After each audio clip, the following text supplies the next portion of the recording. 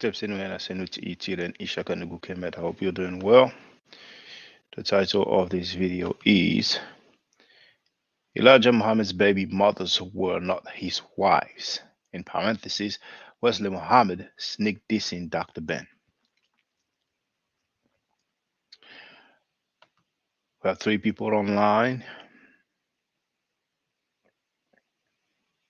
Let's start sharing now.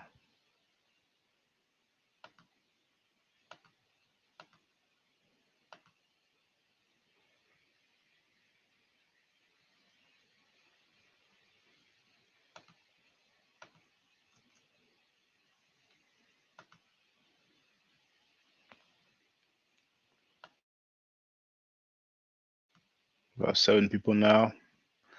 Listen up.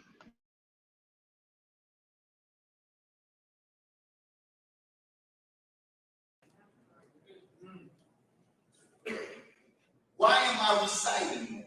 See, those involved in the Mithraic mysteries of late antiquity, these were the power holders of late antiquity. These were whites of power. These were whites who are in position to tactically plan the perpetuation of white supremacy. Thus, these are the people, their children, who we will be fighting, who we will be tactically planning against as we plan black power. Because, see, black power has to fight white supremacy. That's right. In real. Right. But my point here is that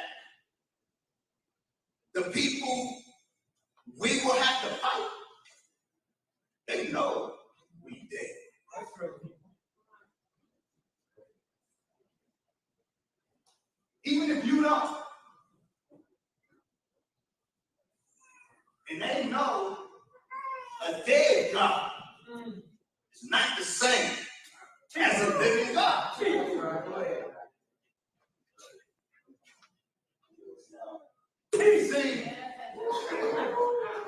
See, some of you who talk black power, you got the nerve to let it fall from your lips that because the Honorable Elijah Muhammad brought Islam, he said Islam wasn't a religion, but he gave it as a religion. And some of you, I say you, but some of you are not. Some of you got the nerve to say that because the Honorable Elijah Muhammad gave Islam as a religion, that he was enslaving us. Speak on it, God. Religion is slave. Speak on it. Because he had a restricted law. Yeah, he said, don't do that. But see, he came, is that clear? That came to make you God. Yes, sir. Some of us want to remain a nigga in an army of black power. I don't want to serve next to a nigga. That's right. See, I can't trust you with your weapon. That's right. You ain't putting it on me. You think I want your woman. That's right. I don't want your woman. You ain't putting it on me because you see a woman and you want to show up. Yeah. You want to shine. That's where the nigga is. I don't want to serve with niggas in an army of black power. I want to serve with God. At least one of these God.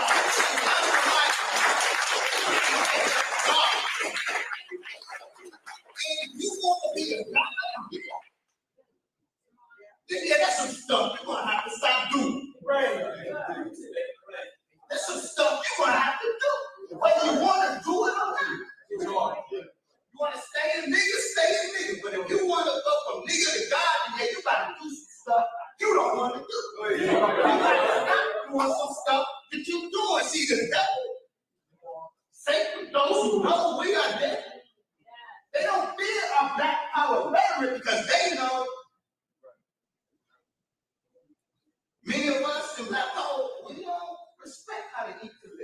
You know what?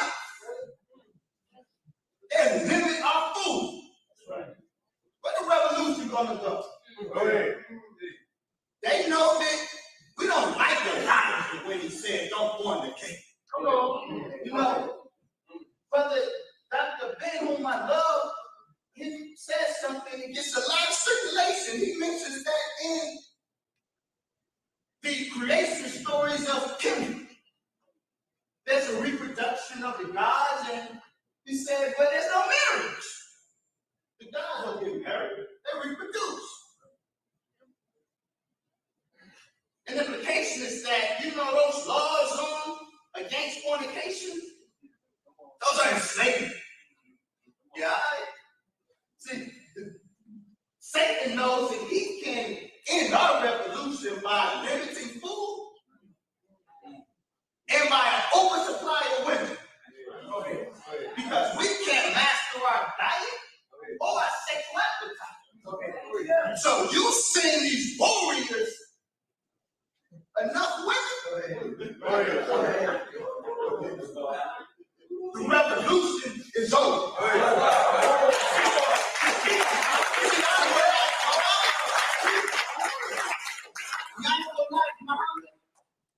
He came like God. You don't want to be God, so be it. But see, I suggest, Brother Chairman, when contact you, plan the units, these be a division. Let there be a nigga division. Don't put me in it. Let there be a wannabe God division. You see, the nigga division is a role. I mean, it's a role for the nigga division. And there's a role for the pawns and chess. Send them out. Send them out. They got their role to play. Let them catch the first book. Go ahead, brother. Teach, brother. Go ahead, brother. You're talking black out.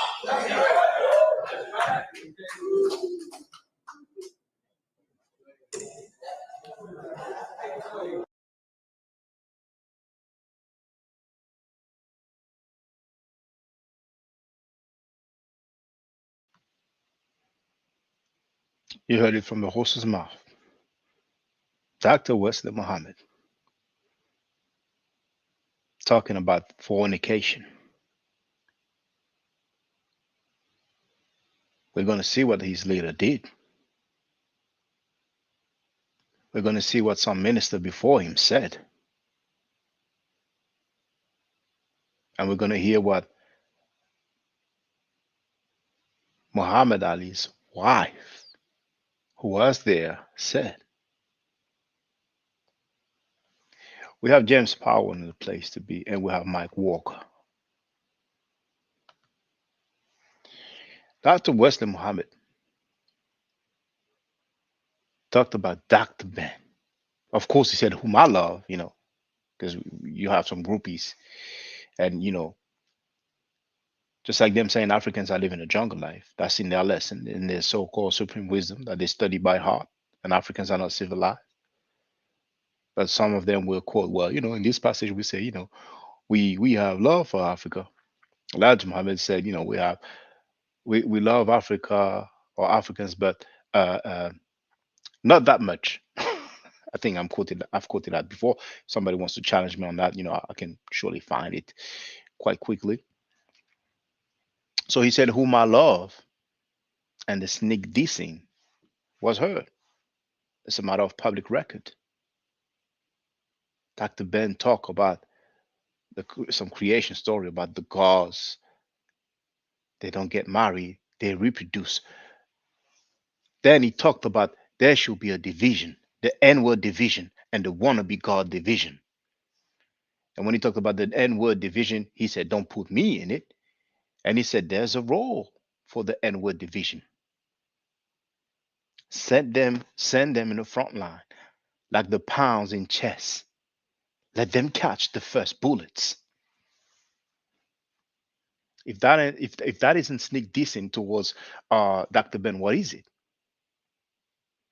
The same dude who made the wordplay Afrocorn, Afrocentrics. I didn't even check the sound. Okay, can hear me loud and clear. I've played that. Afrocon, C-O-N, Afrocentrics, tricking somebody, tricknology, that root, trick.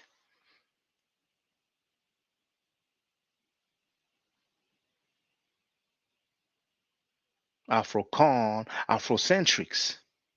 Same guy who said, throw him in the garbage can, throw my. I can show you better than I can tell you.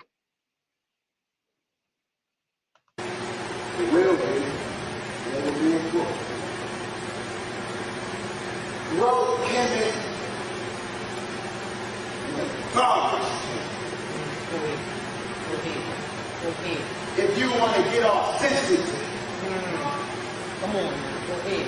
about blacks, conquering blacks. Throw Maya in the trash can. Throw Amin Ra, the slave making God away.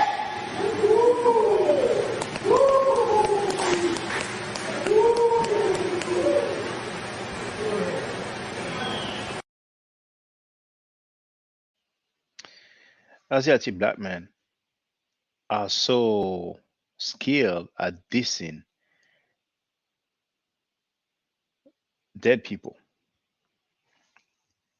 We heard Farrakhan talking about Malcolm X. Yeah, I love Elijah Muhammad enough that if you attack him, I would kill you. Yesterday, today, and tomorrow. And I'm not a killer. But neither are you. But if somebody attack what you love, each one of you in here would become a killer instantaneously. Am I lying? Mother, let somebody look like they're attacking your child. Here's a woman who fought a bear because the bear snatched her baby. And she ran the bear down, screaming until the bear dropped her baby. Love casts out fear. We don't give a damn about no white man law when you attack what we love.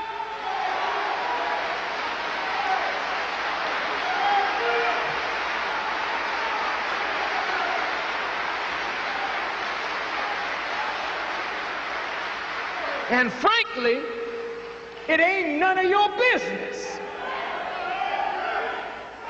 What have you got to say about it? Did you teach Malcolm? Did you make Malcolm? Did you clean up Malcolm? Did you put Malcolm out before the world? Was Malcolm your traitor or was he ours? And if we dealt with him like a nation deals with a traitor, what the hell business is it of yours?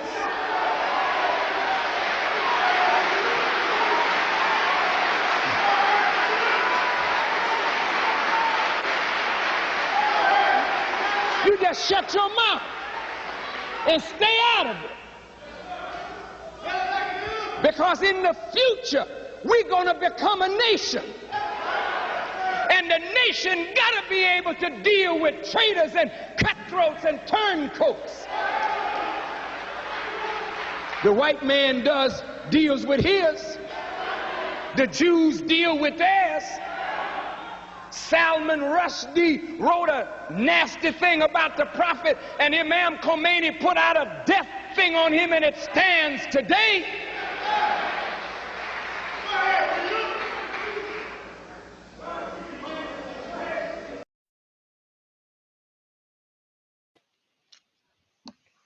There's other audio where Farrakhan talked about Malcolm X had a problem with women, and he also talked about Khalid Abdul Muhammad. A lady came to him and suggested that Khalid Abdul Muhammad was, I forgot if he used the word molested or abused as a child. But the video is you can do a search, you will find it. Then we have Professor Griff, who this John Henry Clark after he died.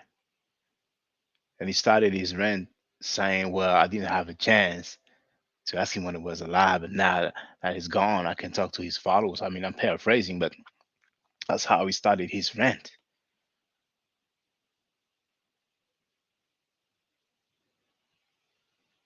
That same Professor Griff, who had the nerve to say that he was not kicked out of the group, Public Enemy. He had the nerve to say that.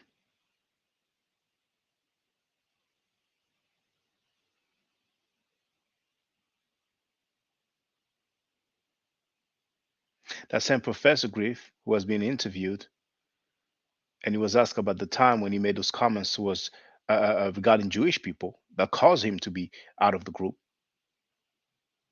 The leader of the group was Chuck D, wasn't it?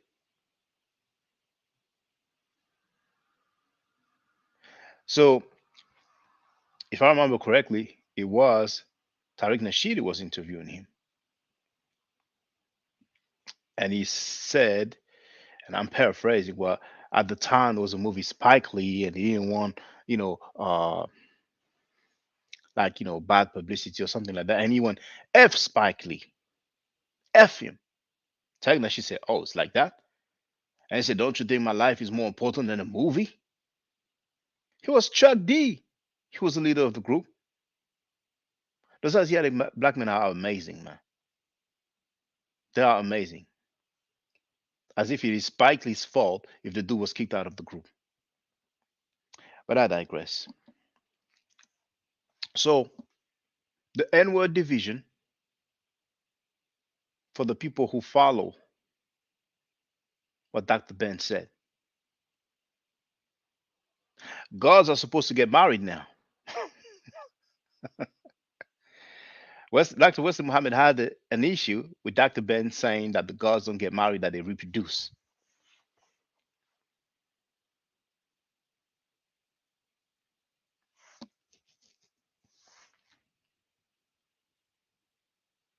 And regarding that video excerpt of Farrakhan,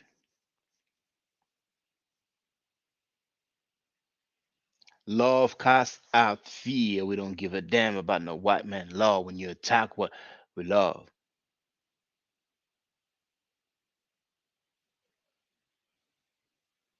So Malcolm X stating something that was known anyway, that's the equivalent to attacking, and that deserves what he received. Those statements were made after Malcolm was gone. Before Malcolm was killed, we know that Farrakhan himself wrote that such a man as Malcolm is worthy of death on their own newspaper. And we had the drawing of Malcolm's head severed, bouncing like a ball. And they put horns on his head. After Malcolm was killed, what did Farrakhan say? It sounded like he praised the killers. Malcolm didn't know what he was playing with. No, he didn't. He didn't know what he was playing with. You don't jump up against a divine messenger of God like he did. He asked to die. And God obliged him. No, you don't understand. Like someone said, did you Muslims kill Malcolm? So the messenger said, and what if we did?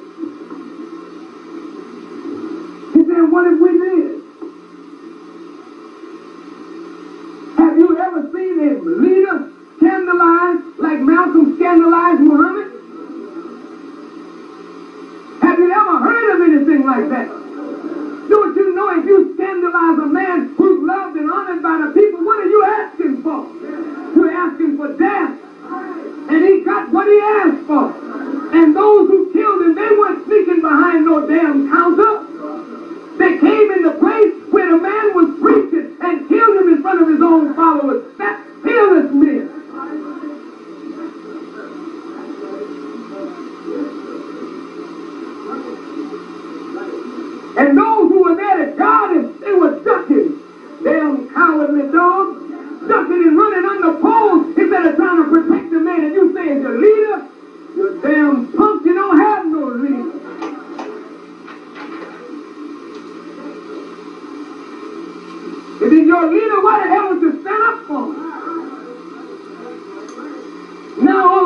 they can serve you a dead man on a platter, and you eat him up as your leader, not knowing nothing about him while he was alive and know less about him now that he's dead.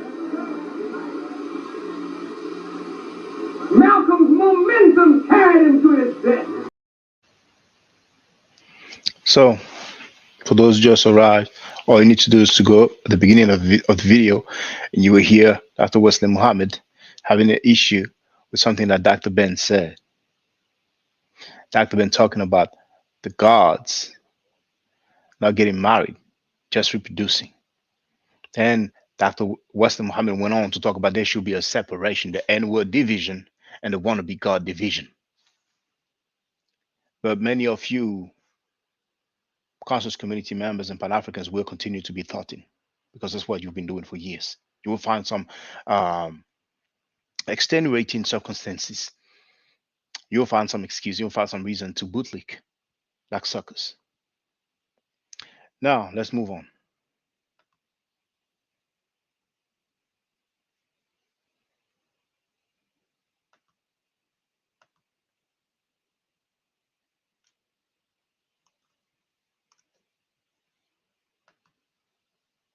We have 15 people online. How many likes do we have? 6 likes? Okay, I'll wait. I want 10 likes. Otherwise, I might finish another day. 16 people, 6 likes. Bad look. So I'm waiting.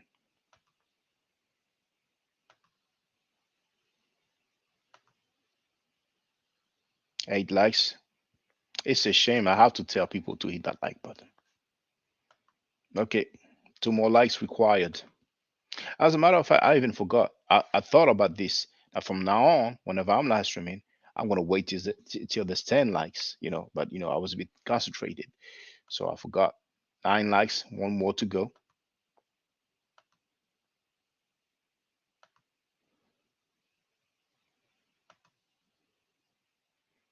And people tell you that that Africans are living a jungle life and Africans are not civilized. You support them, you clap for them, you defend them. But hitting a button seems to be a difficult task. It will always amaze me. We still have 9 likes, 1 more to go. Some of you might not remember, but a few of you might remember. We have Darius in the place to be peace to you. There was a time I was live streaming, and if when I saw there was no participation, it will be the end. I had some live streams like 10 minutes, 15 minutes. There's still 9 likes. I'm waiting for 1 more like before I continue. I have a few things to share.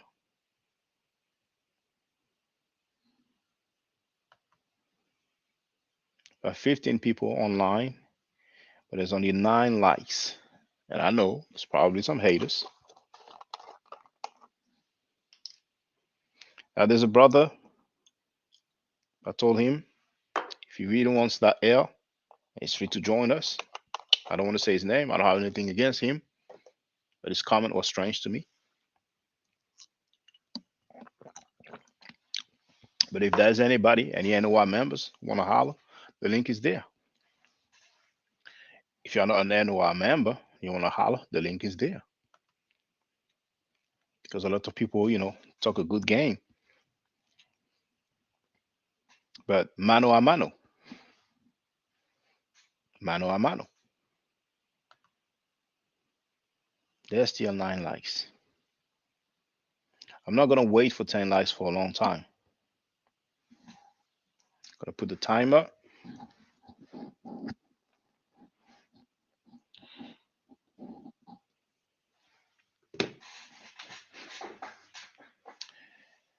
Now, Mike Walker wrote, "Come on, man, get out the bushes. Ain't gonna hurt you to like the video." See, when people dislike you, they don't want to hit the like button. 10 likes. Okay, here we go. Hey, if you want that L, brother, feel free. I hope you're doing well, though. But whoever wants that L, the link is there. So we have 10 likes.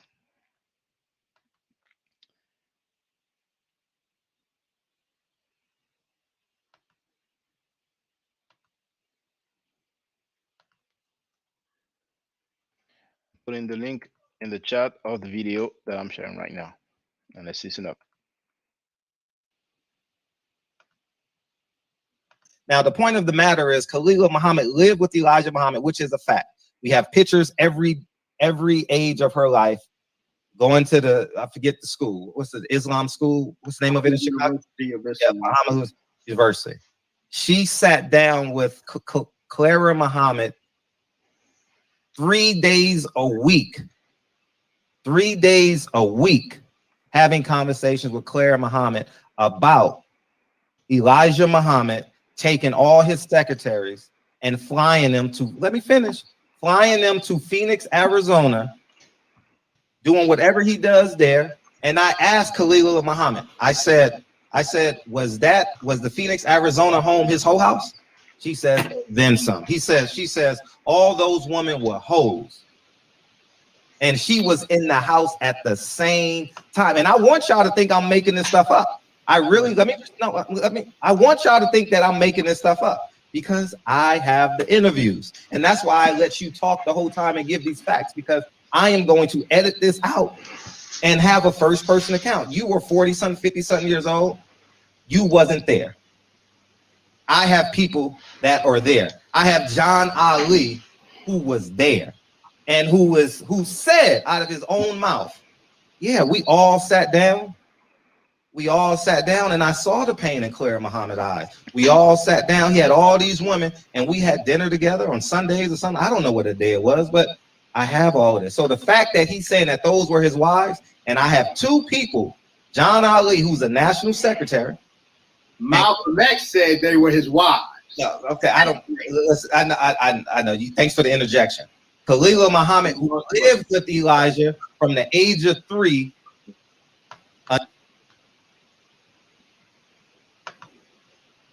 That's what I wanted you to hear, brothers and sisters. Dr. Wesley Muhammad stated, Malcolm said they were wives. What is he talking about? Who is he talking about?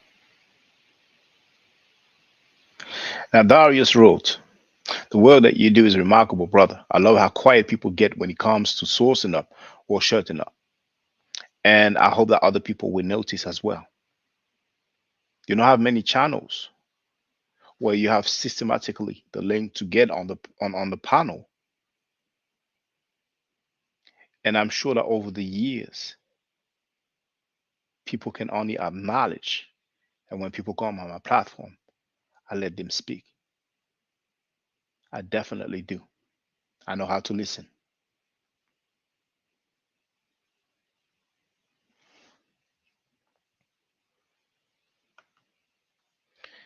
So,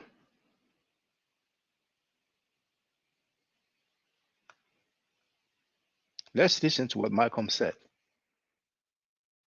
Because some people, I'm telling you, Dr. Wesley Muhammad, he has like a trilogy, 3 books. James Powell wrote, Islam started out being a representative and helper for black people. Then they disintegrated.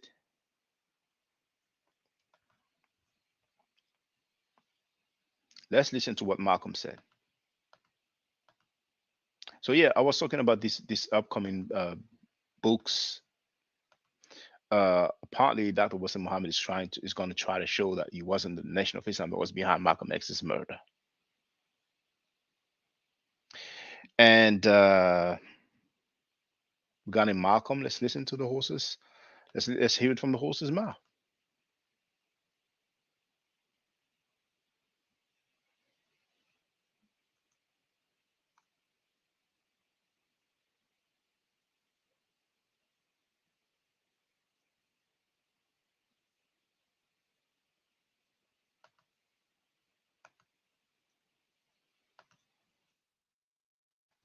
I'm going to share the link in the chat. I'm putting what Malcolm X said.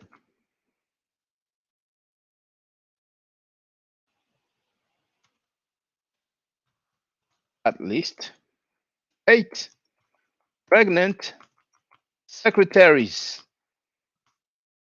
not wives. See, you have the link in the chat. Let's listen up now.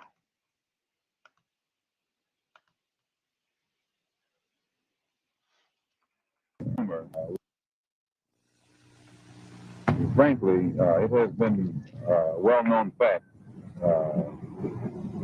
though only in the form of rumor, that there has been a great deal of apprehension at my being out of the Black Muslim movement on the part of the Black Muslims themselves. And I had stated in a newspaper article about an effort to take my life back in January, and at that time the Muslims denied it. In fact, they tried to make it appear to my brother that I was insane. But on a program in Chicago called Hotline, that's moderated by Wesley South, John Ali, the national secretary, admitted, I think it was Wednesday or Thursday, one of these days last week, that they absolutely were going to kill me. Why are they threatening your life? Well, primarily because they're afraid that I will tell the real reason that I'm out of the Black Muslim movement, which I never told. I kept to myself. But the real reason is that Elijah Muhammad, the head of the movement, is the father of 8 children by 6 different teenage girls, 6 different teenage girls who were his private personal secretaries. 4 of them had 1 child apiece by him. 2 of them had 2 children, and one of those 2 is pregnant right now in Los Angeles, where they're his 3rd child. And the one who first made me aware of this was Wallace Muhammad, Mr. Muhammad's son. And it was their fear that if I remained in the Black Muslim movement, and this came into the knowledge of his followers, that they would leave him and follow me. So a plan immediately was set in motion to take me down, put me out, and the statement that I allegedly made, or not that I allegedly made, I did make it, the statement that I made about Kennedy was used as a pretext to take me down. But in reality, it was because I had come to New York and told Joseph, the captain in New York, and the secretary and the minister in Boston about these children that Mr. Muhammad had. And it was that right there was the real reason for my being out of the movement. Did you get out of? What will you take to protect yourself from this threat? I take no steps. I have a rifle. If anybody comes to my house without a good reason, I intend to try and use it. And that's all. Absolutely, we're going to.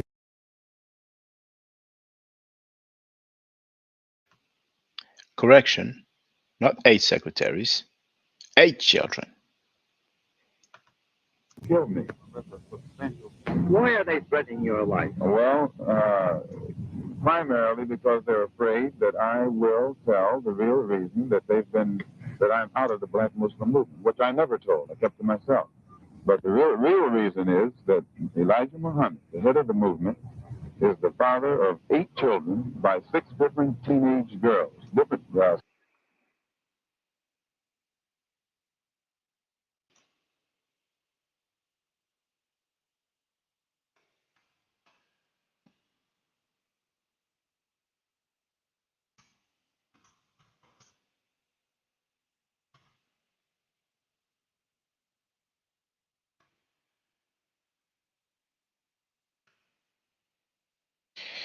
And Paul wrote, I don't think the girls was the HOE, open up your minds and think, people. So this is what Malcolm X said.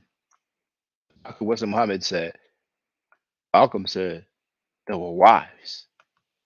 Well, here, while Malcolm saying, Elijah Muhammad, the head of the movement, is the father of 8 children by 6 different teenage girls.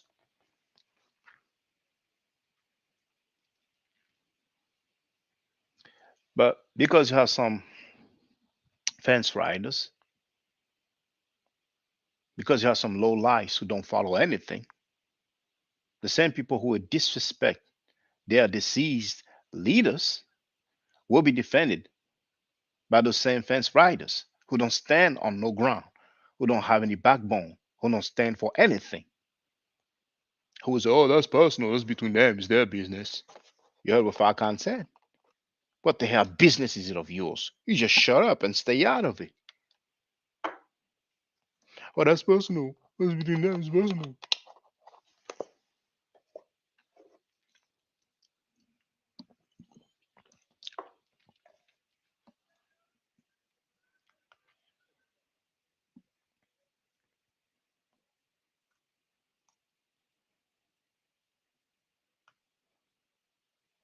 Let's listen from someone. Boxing legend Muhammad Ali's second wife, Dr. Khalila Ali.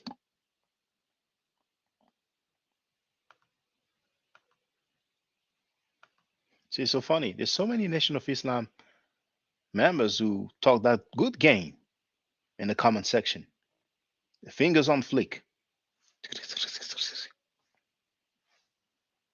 Where they at now?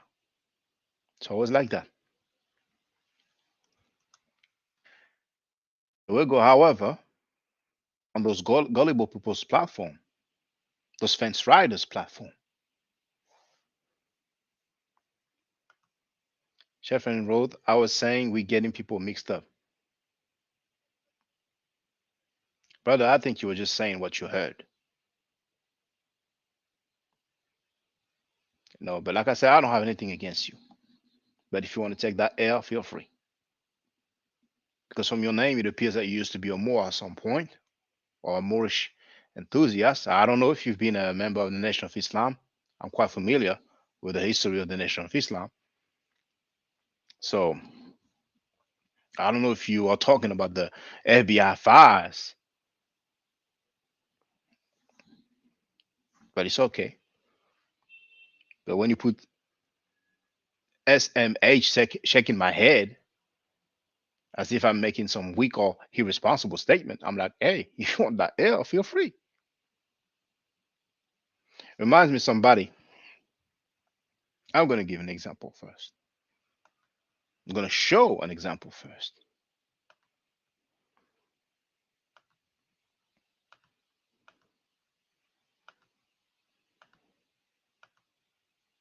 So that's my channel. See that video here? Why does Wesley Muhammad regularly contradict Farrakhan?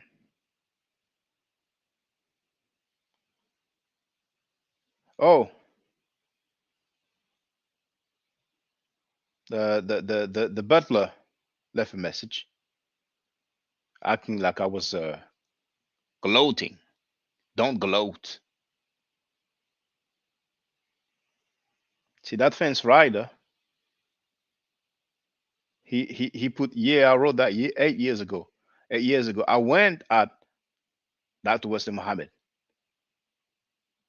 and it was like, oh yeah, that's great. But then not long ago, he was boot kissing as he usually does. I bet he didn't know that Dr. Wesley Muhammad uh, was sneak dissing Dr. Ben. I bet he didn't know that. And if he's aware, if he's informed about that, I'm very curious to hear what he's going to have to say. But anyway, what I wanted to show you, sort by newest first. There it is. Someone called Abdullah's 100 yesterday. You see, 1 day ago. Now the dude wrote, is it large enough here? Yeah, it's large enough.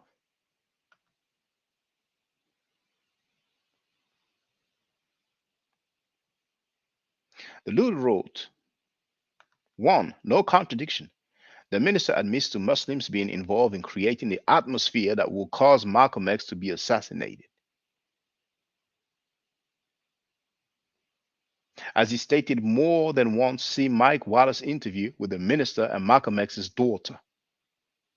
So that's for number one. See those guys. I don't know. I guess they're so used to butlers who are lame, who will propose to a 90-year-old man to debate three against one, three against a 90-year-old man. So they might think that anybody that's dealing with Kemet is weak. and whack and name. That Mike Wallace interview, where Farrakhan could barely look at Malcolm X's daughter in the eyes. We know about this, but now those guys are funny. Created the atmosphere.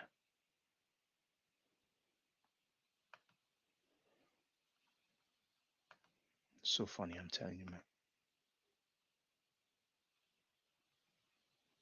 The atmosphere. You kidding me? Those guys don't even know what their leaders say. They barely know what their leaders say. If that is a member, anyway.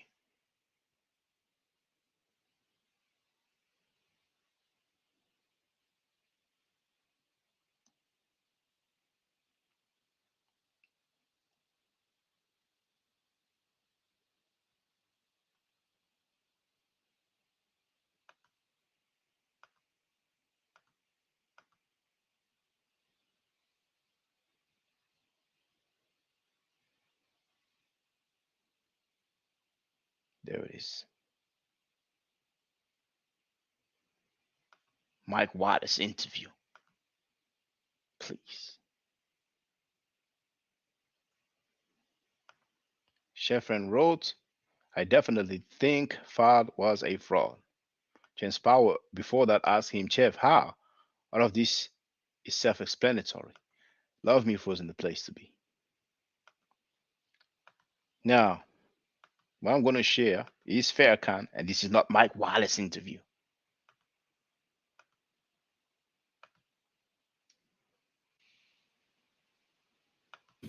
Our zeal, our love and hatred, our ignorance was manipulated by powerful outside forces. And the result is that members of the Nation of Islam were involved in the assassination of Malcolm X. And the nation has taken the heat and carried the burden of the murder of Malcolm X. We cannot deny whatever our part was. That is true. But we must not let the real culprit get away hiding his hand and keep us fighting and killing one another. I see our brother Chef is there. I'm going to let him know. But just for the record, we've heard Farrakhan say what? Powerful outside forces. And the result is that members of the Nation of Islam were involved in the assassination of Malcolm X. Members of the Nation of Islam were involved in the assassination of Brother Malcolm X. Not, oh, we created the atmosphere. So maybe some of you are not aware, but that brother is aware now. Let me allow our brother Chef. Speak. What up? Can you hear me? Loud and clear, brother. What's up with you? I'm chilling as usual. No, I wasn't beefing with you. You always taking I know you're things not beefing, brother. as contention.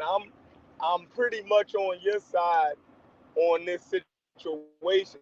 And I'm saying Farad or Fard was a goddamn he was a fraud. But I think they mixed like two or three people up together in their lie. You know, because I actually think that the white man, Wallace Ford, actually started the Nation of Islam. I think they mixed him up with Muhammad Abdullah, right? Later on in life. I think an Indian Muslim actually tried to teach them and bring them to Orthodox Islam later on. But I think that dude Wallace Ford was that con artist. I think he started the Nation of Islam. And the FBI files, the fingerprints, they said it was the same as the dude Wallace Ford. Like, so, because they locked him up in Chicago and they fingerprinted him. And when they sent it back to California, you know, back then they had to mail everything. So it took the long. They didn't have the internet, but by the time it came back, they had already let it go. But the FBI had already concluded that the fingerprints was a match to the dude Wallace Ford that lived in California. So it was. I mean, what do we do with that? Do we just ignore that and act like that's the same dude, Muhammad Abdullah?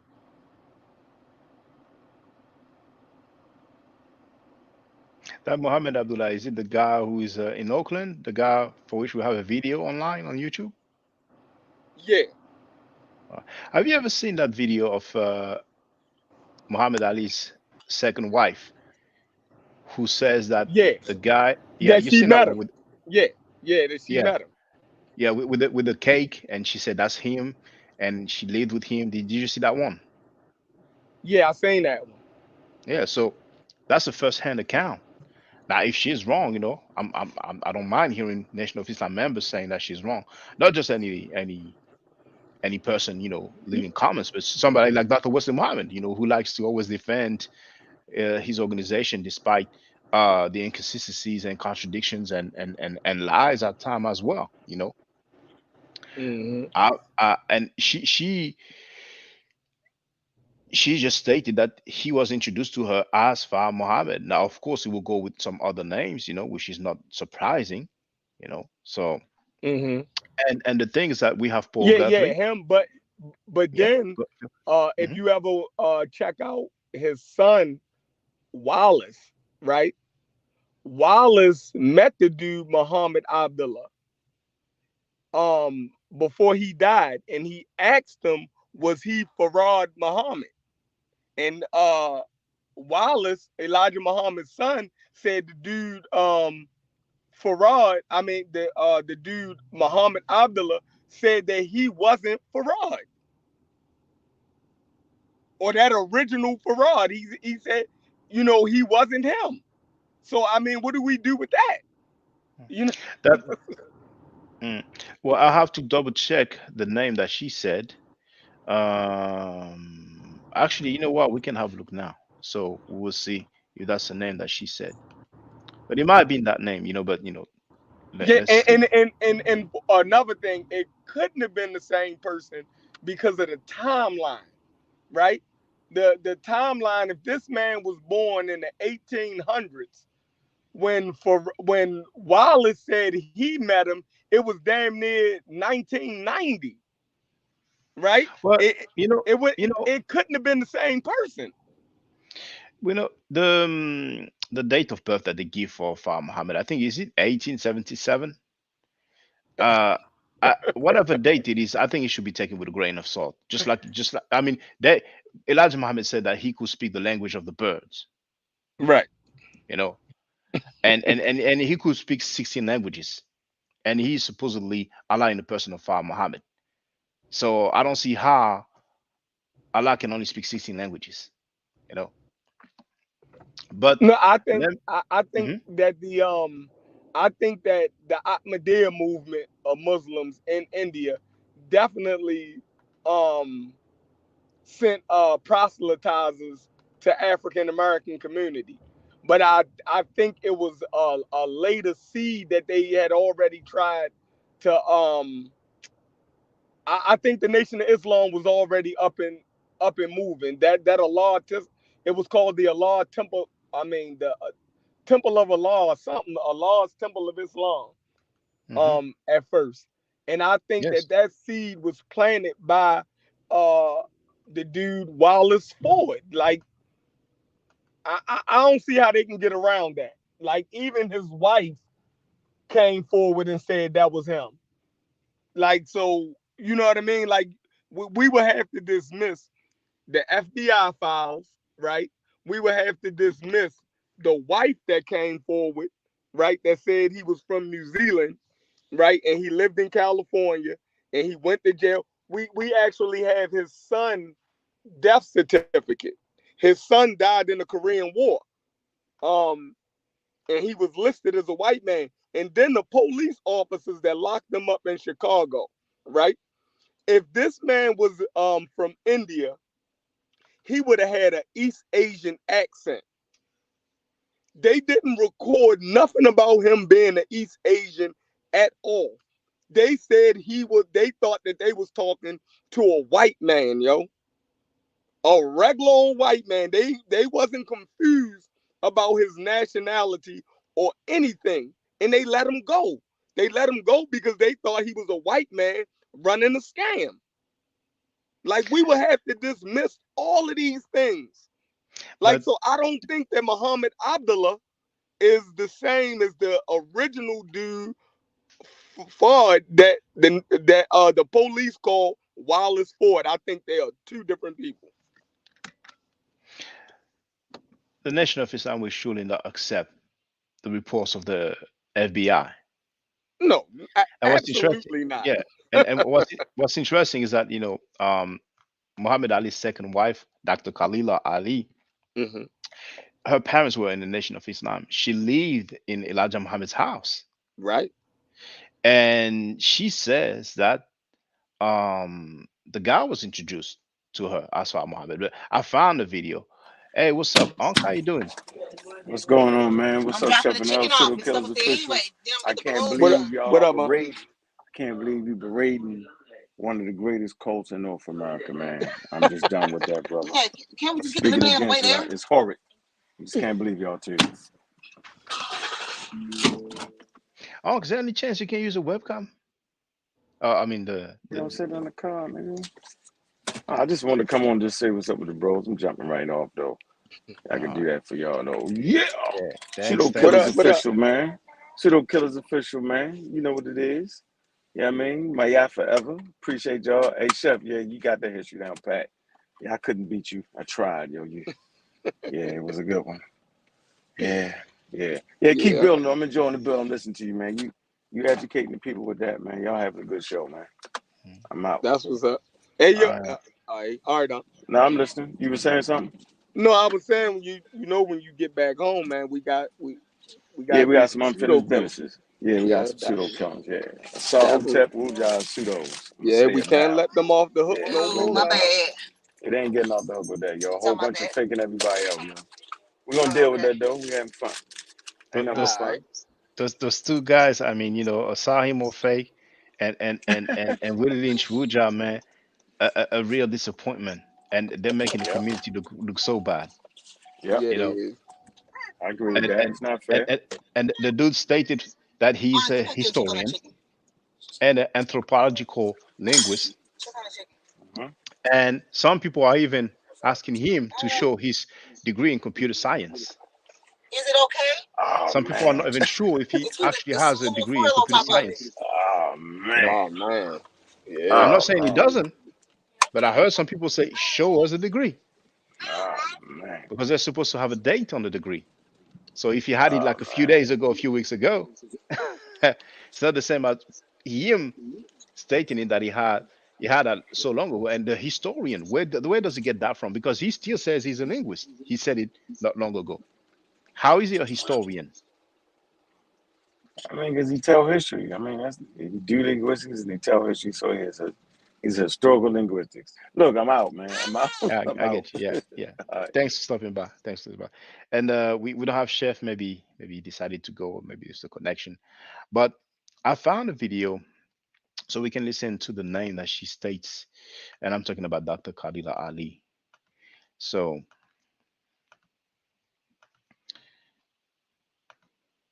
host Land from Crustic Burke. Warning. This is the you amazing see, that's a photograph. sister. That's a sister here with Lance Shabazz. Lance Shabazz had a very nice video. I forgot the title, but some people, I think, we uploaded it, and he was saying that he's moving on. So maybe the title was "I'm Moving On." Um, he has actually released a book not long ago, but for all purposes, this is a link to the video, and we're going to hear her regarding Mustafa Muhammad. That displayed her Muhammad by. Assalamu alaikum. Brother Omar, you there? Yes, I am. Assalamu alaikum. You're on the phone with Sister Khalil Ali. Oh, Sister Khalila, assalamu alaikum. Walaikum assalam, Brother Omar. How are you? Oh, I'm all right, sister. How are you? I'm doing fine. Thanks a lot. I am. Well, I saw a recent picture of you, and you certainly look marvelous. You look great. You might need glasses. No, I got good vision. Okay. Hey, Sister Priscilla, this brother's working on a project that he's working on Master Farad Muhammad, and I was sharing with him the picture that you had shown me with Brother Abdullah, and I told him that you had said the messenger introduced you to him as Master Farad Muhammad, and the brother wanted to ask you some questions about that. Sure. If you don't mind.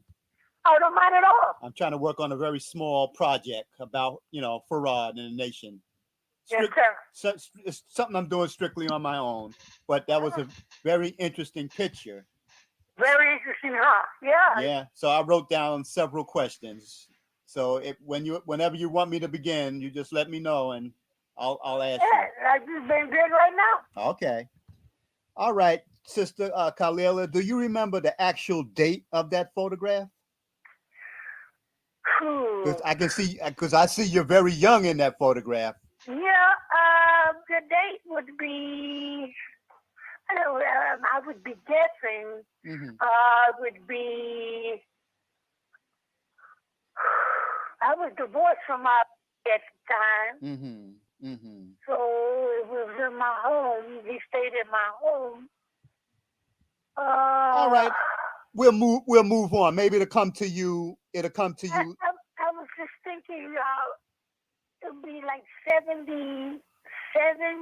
Okay. I think maybe we were divorced 78, 70, so it had to be in the 70s. Okay, somewhere in the late 70s, early 80s.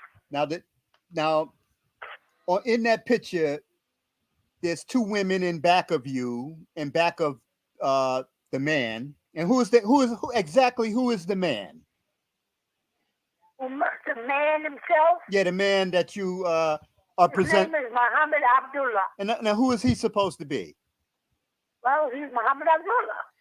Is he Farad Muhammad formally? Well, I was introduced to him as that, but a lot of people don't believe it, but that's what I was introduced to him as. I can only go by what somebody tells me. I understand. And I only trusted one man, and that was Elijah Muhammad. So he said it, I believe it. So Elijah Muhammad introduced you to this man? Yes, sir. And I was introduced in his home with this man. I'm sorry, I missed that. You were introduced in his home? Yeah, I was introduced to him in Elijah Muhammad's home, not in my home. Okay, so he was at Elijah Muhammad's home. He was at his home. And Elijah Muhammad said to you, "This is Master Farad Muhammad?" That's what he said. Now, what would? All right, so it is indeed the same name, if I'm not mistaken, that our brother Chef, who was just here on the platform a while ago, Muhammad Abdullah. All right, so there's a video I came across. Some people said that it was actually Farad Muhammad, and he does indeed have some sort of East Indian accent. I'm not claiming that this video is actually the same guy, but I might be able to find it. So just for the record, shouldn't take long, really.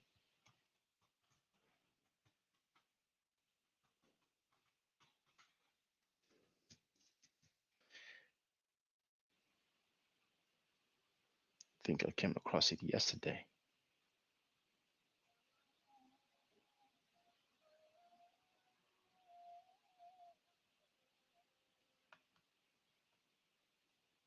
Oh, there it is. It's only 4 minutes long, so might as well play it for the record, But I don't believe this is Farad Muhammad. I don't really know, I prefer to go by what Dr. Khalila Ali says. For the record, I mentioned a lady, a PhD, and I think I've said Brenda Fanoussier. It's actually Fatima Fanoussier. And she has a book called Farad Muhammad in Historical Context. I think that was her dissertation. I think she hasn't found a publisher yet, so I don't know when or if the book will come out. But like I stated, another PhD, John Andrew Morrow, quotes her work. So he had access to it. I don't know if it was in its entirety, but that's just for the record. I wanted to correct what I've said. So I'm going to share in the chat the title of the video and the link, and then I will play it for the record.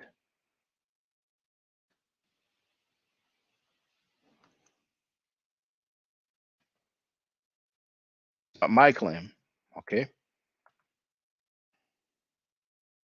So you can see it says, that's the title of the video. That's not my claim. Master W.D. Fard Muhammad speaks. He did return to us. So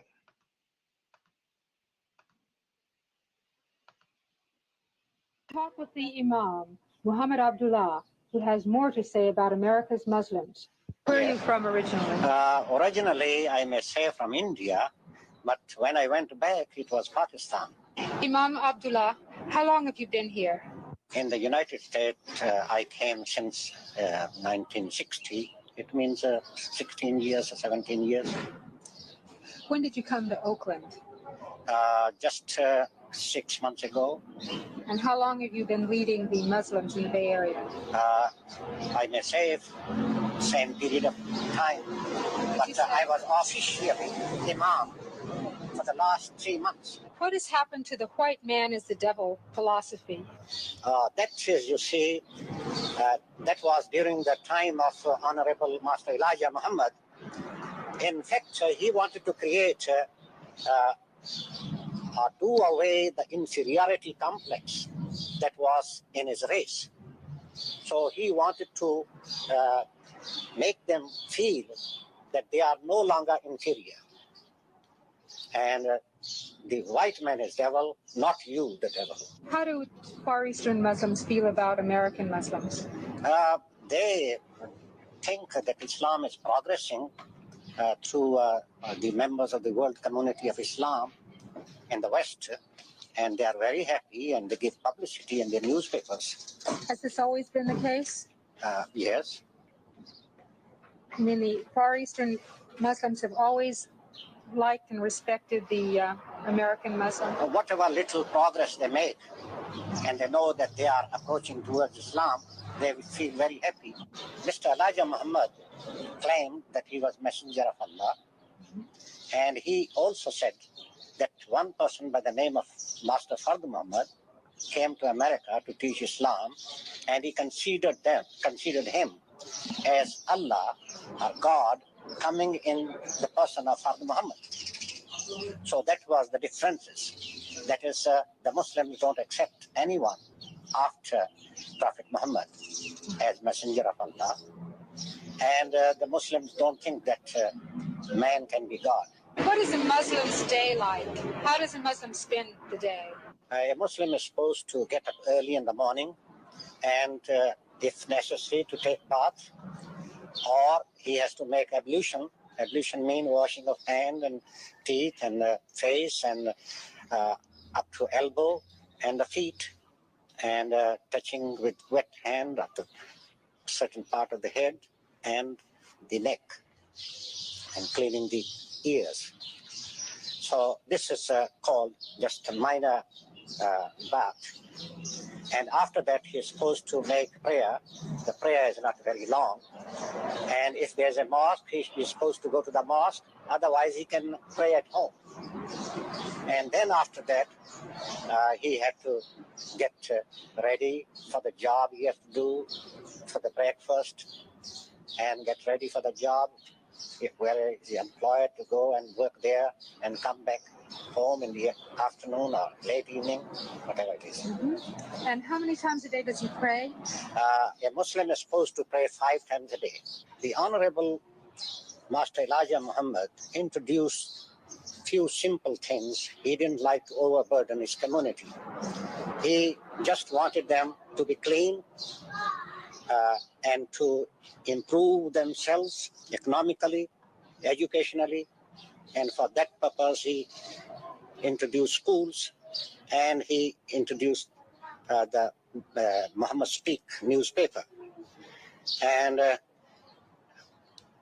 he was not against 5 prayers or other principles of Islam. Once he told me that I want my followers to pray 5 times a day.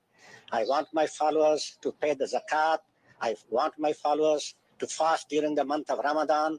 I want my followers to go to Mecca for pilgrimage. He smiled. He said, you know, my followers are not in the good shape. And they went to jail many times. And I am just trying to clean them up. Hakeem and Yolanda.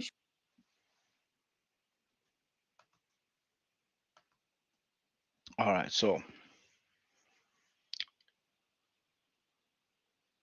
like I said, I prefer to go by what Dr. Khalila Ali said. She stated, and we've heard her statements, that she was introduced to Fa Muhammad in Elijah Muhammad's home by Elijah Muhammad himself, and have yet to hear any ranked individual of the Nation of Islam saying that this is inaccurate. Now, I haven't heard all the videos, I haven't read all the articles in the world, maybe that exist somewhere floating online. And if that's the case, then feel free to let me know either in the chat now or in the comments later. So, where were we? Here.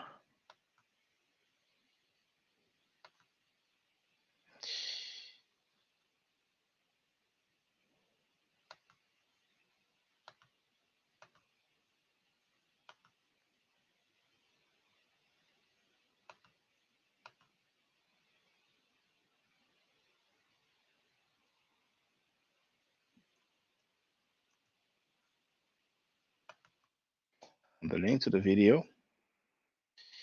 I do it this way. There it is. Copy.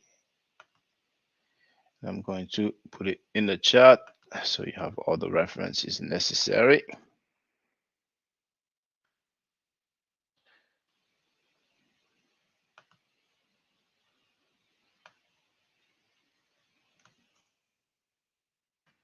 Title is a bit long. There it is. You have it in the chat. The timestamp is 1 hour, minute 8:00. Let's listen up. Can you expound on the conversation you and Malcolm had as it pertains to finding out that Elijah Muhammad had all? How many women was it, would you say? In addition to the 7 women that he had kids, would you say? Well, I know about the 7 ones that had kids. Okay. I know about them. I don't know about anybody. I know about the 7 that he's mentioned. I seen them all the time. I see them every day. So, yeah. Don't you think that's a bit much?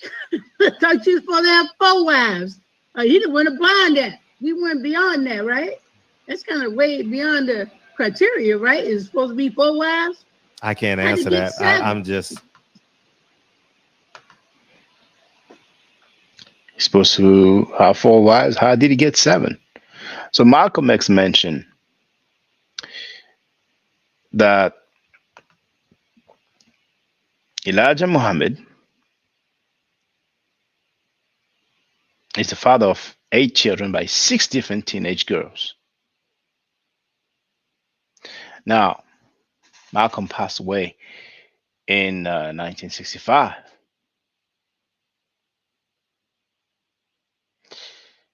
The brother asked Dr. Khalila Ali about 7 women, and Dr. Khalila Ali says that she knew about the 7, so we have at least 7 so far.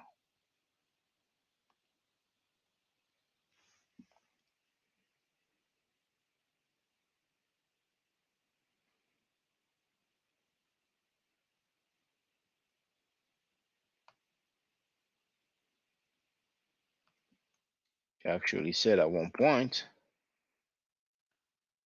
I know about the 7 ones that had kids.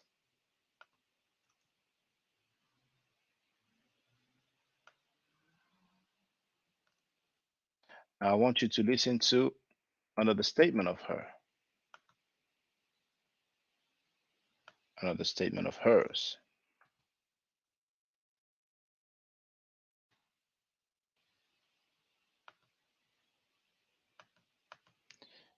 Oh no, not here. The end. So I'm sharing the link in the chat first. This video is entitled Dr. Ali. Those were his H expletive or star ES. Farrakhan lied about Elijah Muhammad's wives. Malcolm was hurt. I spoke to him. That's the title of the video. It's not my statement.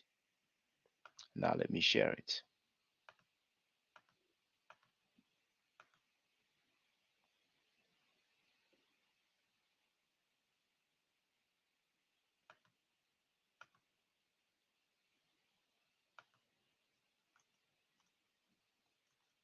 It's from the beginning, so there's no timestamp, so to speak.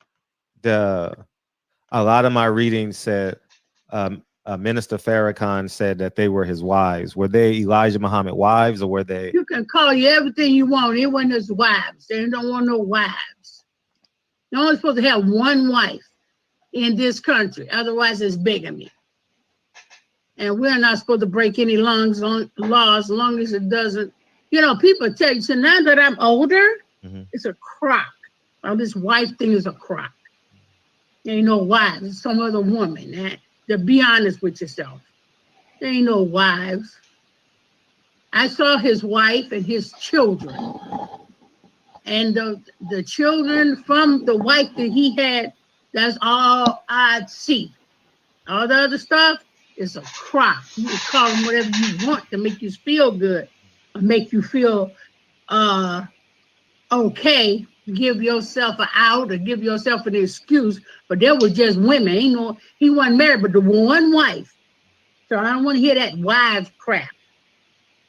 I don't believe in that. I don't believe in any of it. So I don't want nobody to be said out that was his wife. No, that was his woman or his hoe or whatever. It ain't no wife. And I'm being honest with you and I'm being straight up with you. And I do not hold my tongue about the truth. There ain't no wife. Ali tried to pass that thing off. There ain't no wife. It's your hoe or your woman or whatever. But it ain't your wife. And I hate to be rude or anything like that, but I'm just being honest. It's your trollop that you do anything you want with her in spite of you having a wife and disrespecting her. And it's just wrong. I'm sorry. So, Dr. Khalila Ali lived in Elijah Muhammad's house. Her parents used to be Nation of Islam members. And she stated those were not wives. Because, of course, there's a video entitled 28 Years Later, What Happened? There's a shorter video entitled What Malcolm Did Not Tell You, where magically 4 women are introduced to the people on stage, and Farrakhan said those were his wives. It took almost 3 decades for these ladies to be introduced publicly as wives. How convenient. Now I'm going to share a link. And I'll give you the title as usual. Now that video is long, but I'm only going to play the part that is of interest for us.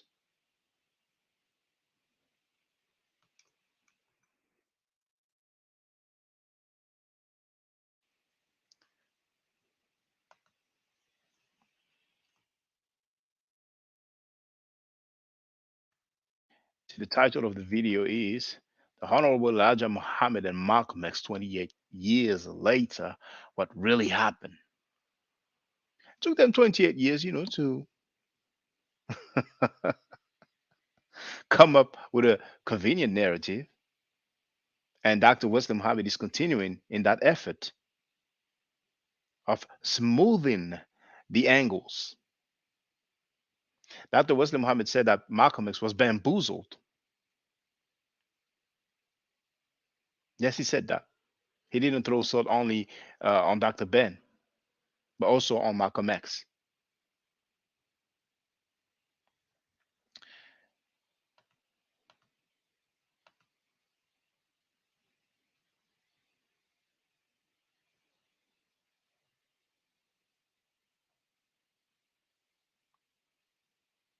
Where's the video? There it is. The timestamp is 3 hours. Hour 3, minute 25, and second 16. 3:25:16. His wives are here, some of them. I wanted you to see them. I want you to see women who are not cheap women, who are not low-life women. And I want you to meet some of the children that he produced for this generation. And it is the children who are the vindication that that man knew what he was doing and God backed him in what he did. I would like to ask Sister Tainetta Muhammad, Sister Evelyn Muhammad, Sister Ola Muhammad, Sister June Muhammad, if you would please come up. Stand up and give these sisters their due.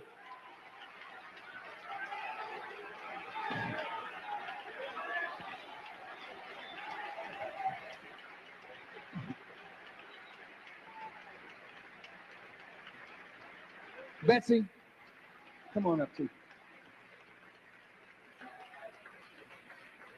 And I want the children of these mothers to come and stand with your mother. Come on, Abdullah.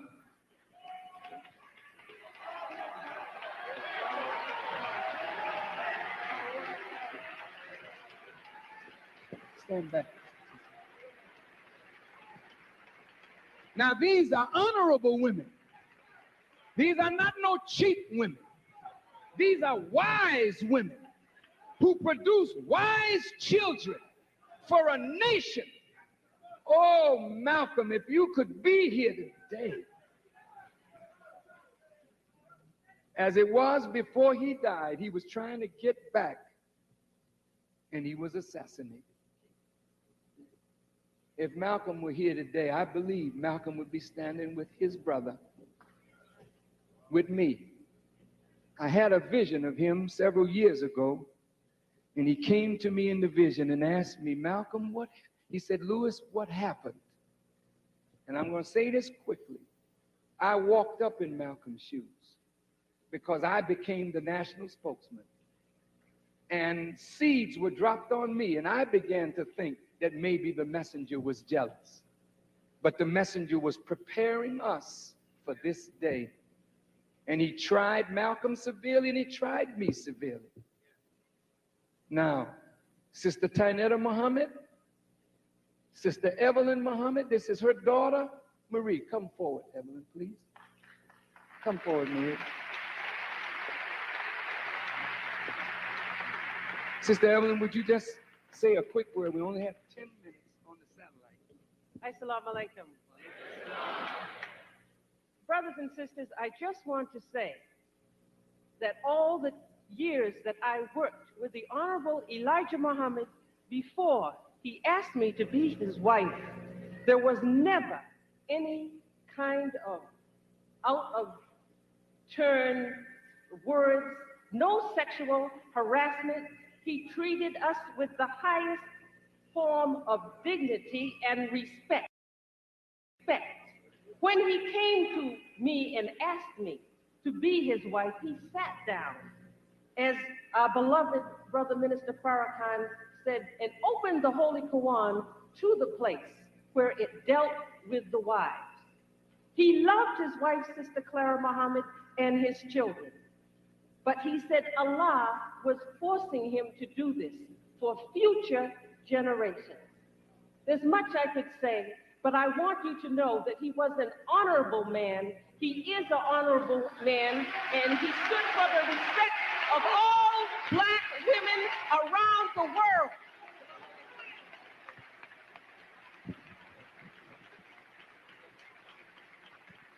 This is his daughter from Sister Evelyn Muhammad, the one you saw in the movie that Evelyn was holding in her arm. This is the daughter. My son married this daughter and produced 6 children, 5 sons and 1 daughter. And these are the grandchildren of Elijah Muhammad and the grandchildren of Louis Farrakhan. They are brilliant, and I see in them the spark of their grandfather and their ages old great-grandparents, that they will be lights among the people. Sister Ola Muhammad, would you step forward, please? And where's your son? Come. This is her son, Kamal. Kamal is one of the first. Are you the first? He's the first? Oh, he's the first son of the second generation. And this son was on the mercantile. What is it? Chicago Mercantile Exchange. Chicago Mercantile Exchange. How old were you when you were on it? 24. 24 years old. You just now about 20? 32. 32. 32 years. And look in his face. Look at the light. You know, before I continue, he seems like he barely knows that dude. James Powell wrote they had to pay her to say those things. I wouldn't be surprised if some people got paid. But let's continue. In him. Look at his mother. These are not cheap people. This is what God is doing. My brother Hannibal Afrique sits here. He's a student of African culture. You go to Africa, you see the chiefs. They got wives and they got children, and nobody's accusing the chief of being a cheap man in Africa, in Asia, and among all the societies of our people. Is that the truth, brother? Some people are so gullible. You know, the chiefs in Africa, they're going to wait 28 years later and say, oh, by the way, this is my wife, this is my son. You know, they're going to wait 28 years to bring them up on stage, you know, or in the middle of the village during the council. And, oh, by the way, it's been a couple of almost 3 decades, but here's my wife. I forgot to tell you. I just forgot for 20 years plus to tell you that these are my wives. And now you know. Sister Ola, would you have a word? Assalamu alaikum. I like to tell you that I agree and bear witness with Minister Farrakhan. I'm a South Side of Chicago, raised and born. I work with you in the community. In daycare, I'm a registered nurse. I come and see many of you often. I bear witness that everything Elijah ever taught us about eating, cleaning, raising our children was truth. I am a product of the Interschool of Chicago, yet I could talk to scholars. I've raised my son as he instructed me to do, and I am quite pleased with the life that he has given to me over 40-something years.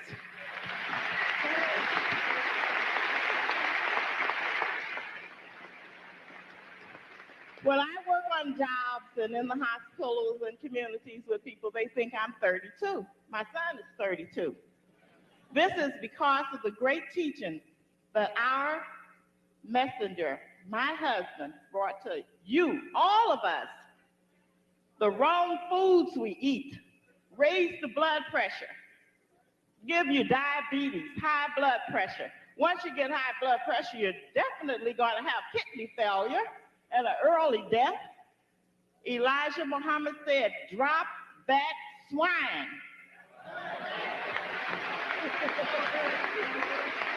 It's making you ugly and it's killing you. Now we have Minister Louis Farrakhan, picking up the banner, carried on with this great teaching that we all need. Elijah gave him the keys. Malcolm never had enough knowledge to hold the keys. Look at the body language of Farrakhan. How he is with his fingers, his hands together. How he's looking. To me, it looks like something that was rehearsed, and he's looking, hoping that there's no slip of the tongue. But that's me. He did not have it. And I'm sorry to say, as my husband said, he died, lost, and a hypocrite. Thank you. Assalamu alaikum. Throwing shade, something that I used to. Thank you. Sister Ola Muhammad, and the National Secretary of the Nation, the son of the Honorable Elijah Muhammad, and his wife is my daughter. Here she is. The blood have joined. Farrakhan and Muhammad have become one. That's what he wanted. That's what he has. Now, do we look like some crazy, silly, sick? No, no. These are righteous people. And having wives, which I wouldn't advise nobody to do this. Don't you run into Elijah had wives. I'm going to get me some. Don't you do that. Because you probably can't take care of the one you got.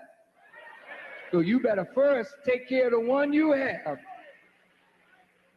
If you're faithful over little, maybe God one day will make you ruler over much. Praise God. Now, Sister June Muhammad and her son, Abdullah Yassin Muhammad. Look at her.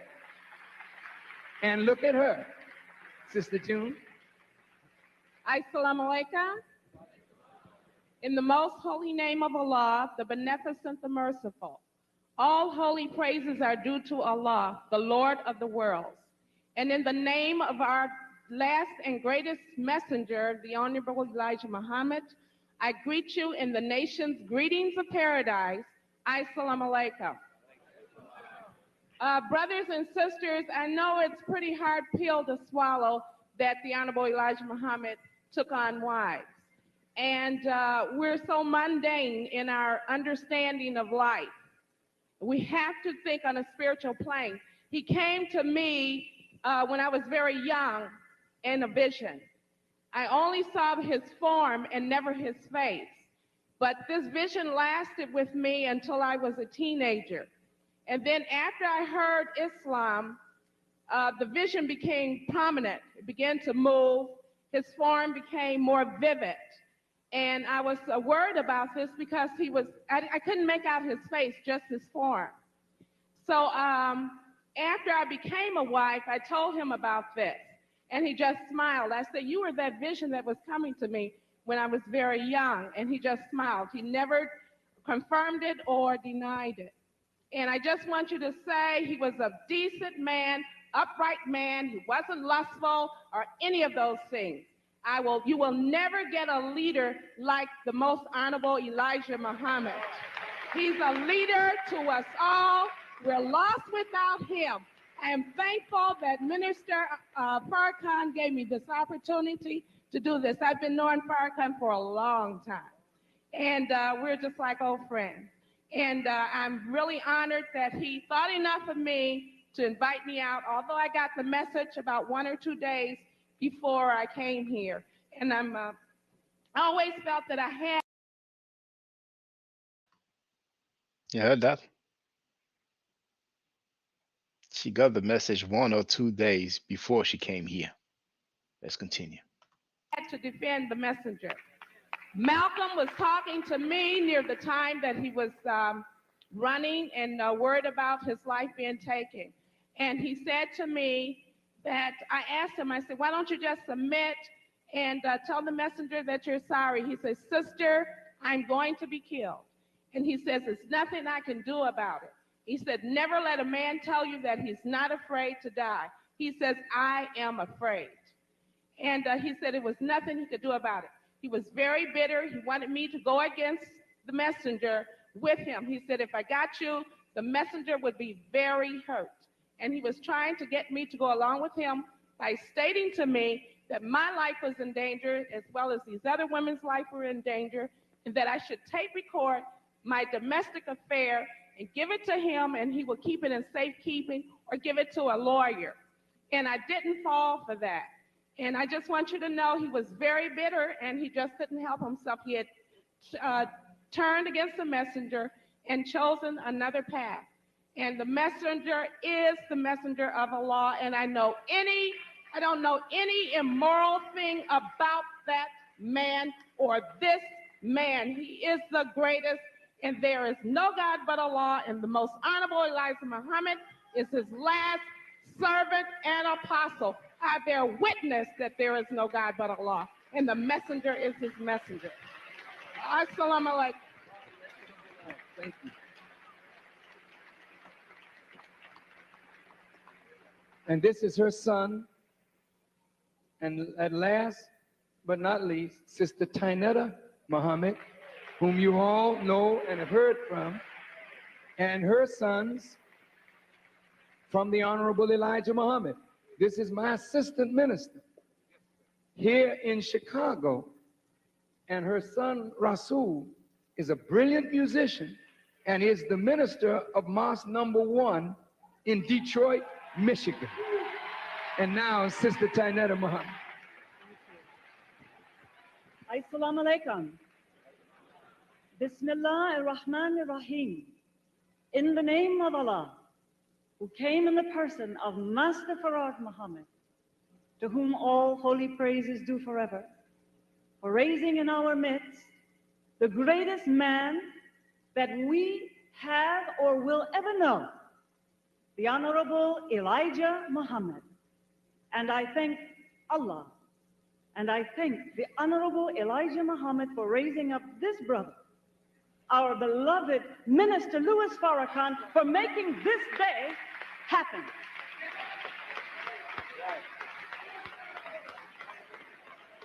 It was through the inspiration of Almighty God Allah that we are 28 years from the time of the assassination of Malcolm, and that Allah put it in the heart of our beloved minister to bring us together in the public to witness to all of you that the Honorable Elijah Muhammad is the most noble and virtuous and moral man that you will ever know if you live to be 1,000 or 2,000 years old.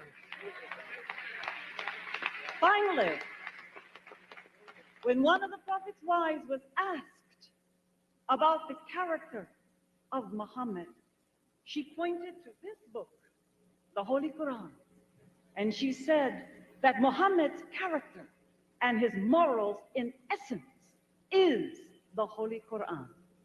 So I want all of you to ponder over the days to come, the years to come, and make up your mind from this day forward that if we are to be guided into a peaceful and happy world, that we must come together as family and begin to discuss openly our beliefs, our differences, no matter what it may be. But we must know from this day on that the Honorable Elijah Muhammad is the messenger of Allah, is a savior for you and I, and he is the exalted Christ. Thank you very much. Thank you. Brothers and sisters, may I please ask you, since these sisters have been the victims of slander and evil talk and abuse, and they did nothing wrong but mother children that would be a righteous guides and examples for us, would you please honor them with a standing ovation and say thank you. Thank you, sisters. Thank you, sons and daughters. Allahu Akbar. Allahu Akbar. Allahu Akbar. Allahu Akbar. Thank you. Thank you.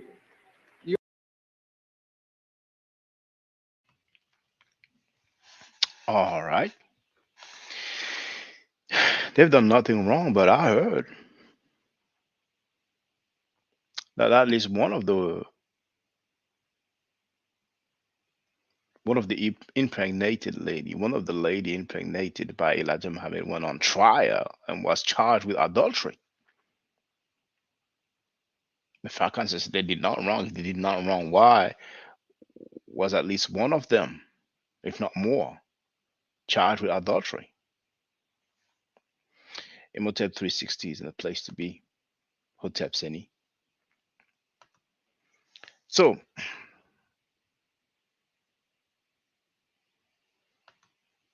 I'm going to share a very important link. Not because it's a link to my website. See here, Elijah Muhammad teaching. Elijah Muhammad teachings.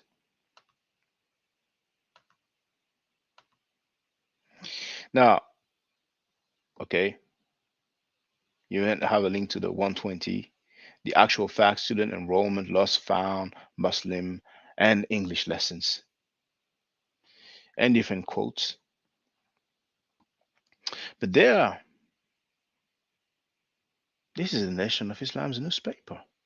Before it was called the Final Call, it was called Muhammad Speaks. Already was an idea of Malcolm X, but hey, you see the date on the right? September 11, 1964. Okay, so that was 28 years earlier. I think the last, was it Tynator? The last lady speaking, I think she stated, we're 28 years later. I think she mentioned 28 years. So that, should I say, performance, what we've seen with the so-called wives must have taken place probably in 1992, the early 90s. But back in 1964, on the newspaper, the official newspaper of the Nation of Islam, we have, as you can see, brothers and sisters, Minister Isaiah Kareem from Baltimore. I used to say Baltimore, but Ned and Ned told me, well, we say Baltimore.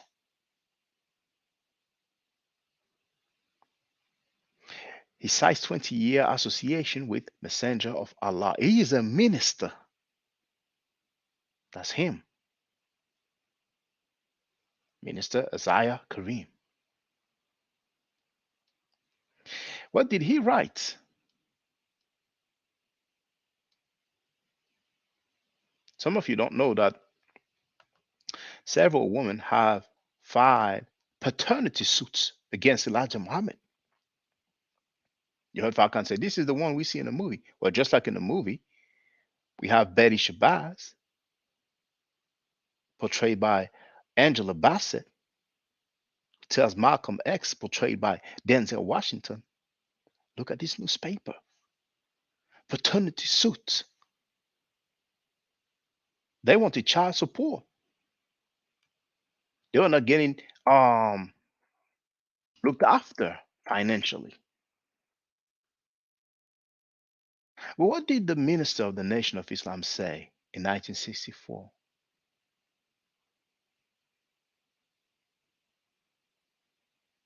You see here? You see here, right in the middle. And those two prostitutes who accused the messenger of getting babies should hang their heads in shame for the rest of their lives for putting out such lies on the Honorable Elijah Muhammad. Here, the messenger has been ill for the last 2 or 3 years, sometimes too weak to get out of bed, and yet they accuse him. We all know that the hypocrites and the disbelievers are trying to desperately, I'm sorry, we all know that the hypocrites and the disbelievers are trying desperately to stop the progress of Messenger Muhammad. That no good Malcolm leader who the Messenger of Allah took out of the garbage can and nursed as he would a baby until he didn't want for anything, was able to go anywhere he chose with expenses paid. After Messenger Muhammad took him and gave him wisdom, knowledge, understanding, a reputation in which everyone admired. The only thanks he gave the messenger was lying, scandal, and trying to pull followers away from the messenger to follow him to his own selfish end. We, the followers of Messenger Muhammad, are with him and are very sick and tired of hearing hypocrites and disbelievers tell lies on our beloved leader and teacher when there is no cause for it. It should ever It should be ever so clear by now that after 33 years of the hypocrites and disbelievers trying to oppose the messenger of Allah, that their efforts have been to no avail.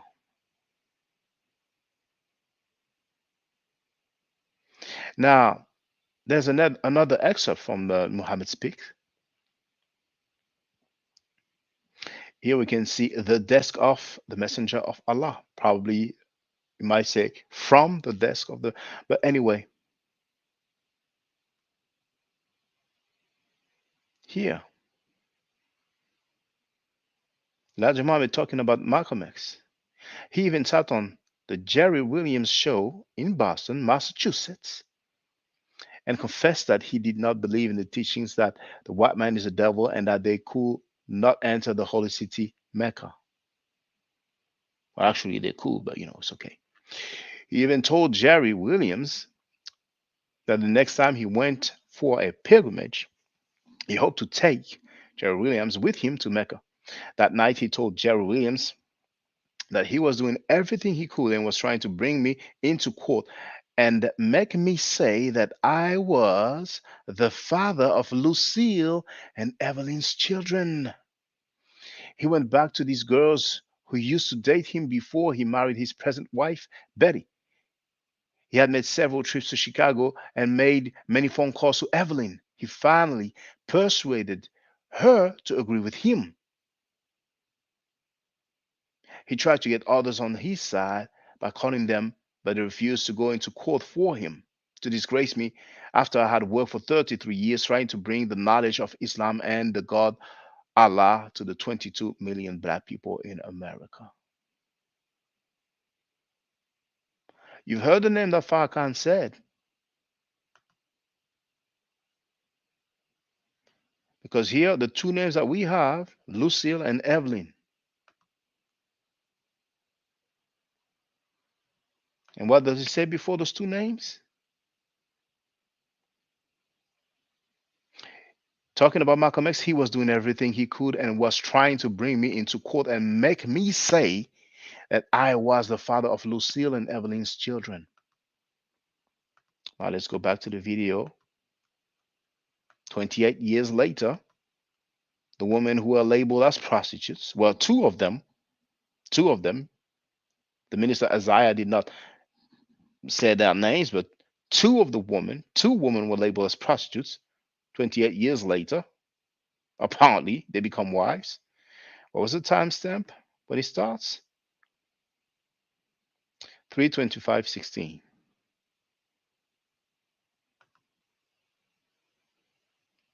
3/25/16. And I want the children of these mothers to come and stand with your mother. I want the Betsy.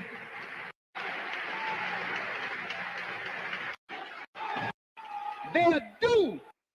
Muhammad, Sister Ola Muhammad did. I would like to ask, man knew what he was, and it is the children of the who are. I wanted you to see them.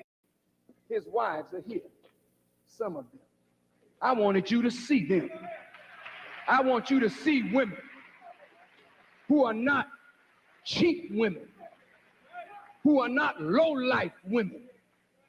And I want you to meet some of the children that he produced for this generation. And it is the children who are the vindication that that man knew what he was doing and God backed him in what he did. I would like to ask Sister Tainetta Muhammad, Sister Evelyn Muhammad, Sister Ola Muhammad, Sister June Muhammad, if you would please come up. Stand up and give these sisters their Sister Evelyn Muhammad backed him in what he did. I would like to ask Sister Tainetta Muhammad, Sister Evelyn Muhammad, Sister Ola Muhammad, Sister June Muhammad, if you would please come up. Stand up and give. We heard Tainetta Muhammad. We heard Evelyn Muhammad. And I think after he will probably mention the other one, Lucille. Let's see. Give these sisters their due.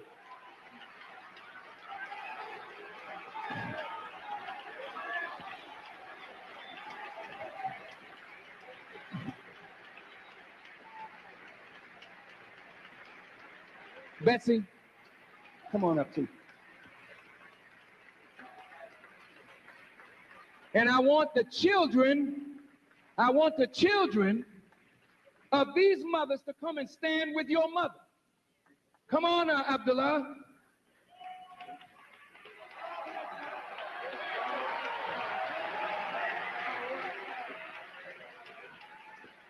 Stand back. Now, these are honorable women. These are not no cheap women. These are wise women who produce wise children for a nation. Oh, Malcolm, if you could be here today. As it was before he died, he was trying to get back, and he was assassinated. If Malcolm were here today, I believe Malcolm would be standing with his brother, with me. I had a vision of him several years. Now, he had a vision of Malcolm X, and later on, one of the alleged wife of Elijah Muhammad said that she had a vision of Elijah Muhammad even before she married him. You know, but everybody have visions. You know what I'm saying? So, but all those people who go at Jabari for hearing a voice, they're being quiet about this, and they're being quiet about Elijah Muhammad hearing voices for years. You know, the hypocrisy. You know. Years ago, and he came to me in the vision and asked me, Malcolm, what I send you in. Okay, so I don't want to play the whole thing. People can confirm if he indeed said um, the name Lucille. But once again, 28 years earlier, the minister of the Nation of Islam, the minister of Elijah Muhammad, on their own newspaper, Muhammad Speaks, September 11, 1964, wrote as and those two prostitutes who accused the messenger of getting babies, and those two prostitutes who accused the messenger of getting babies should hang their heads in shame. And later on, we have Elijah Muhammad who said that Malcolm was doing everything he could and was trying to bring him into court to make him say that he was the father of Lucille and Evelyn's children. So magically, 28 years later, they become wives.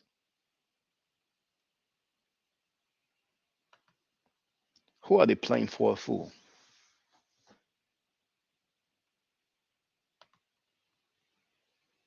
Some people love to reinvent the wheel, reinvent history. Dr. Wesley Muhammad was talking about romanticizing of Kemet. Isn't he and his crew, his team, his organization romanticizing the situation with Elijah Muhammad and his teenage secretaries? So the paternity suits were all lies as well?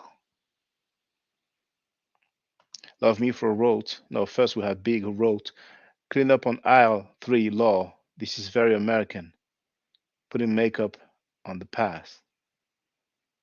Love Me for wrote, respectively, did the mothers raise the children as single parents? Well, probably for 28 years. And then, hey, you want to holler in 2, 3 days? You have the speech for you. You can practice and rehearse. Here's a little paper for your trouble. You're going to look good. We're going to make them clap for you.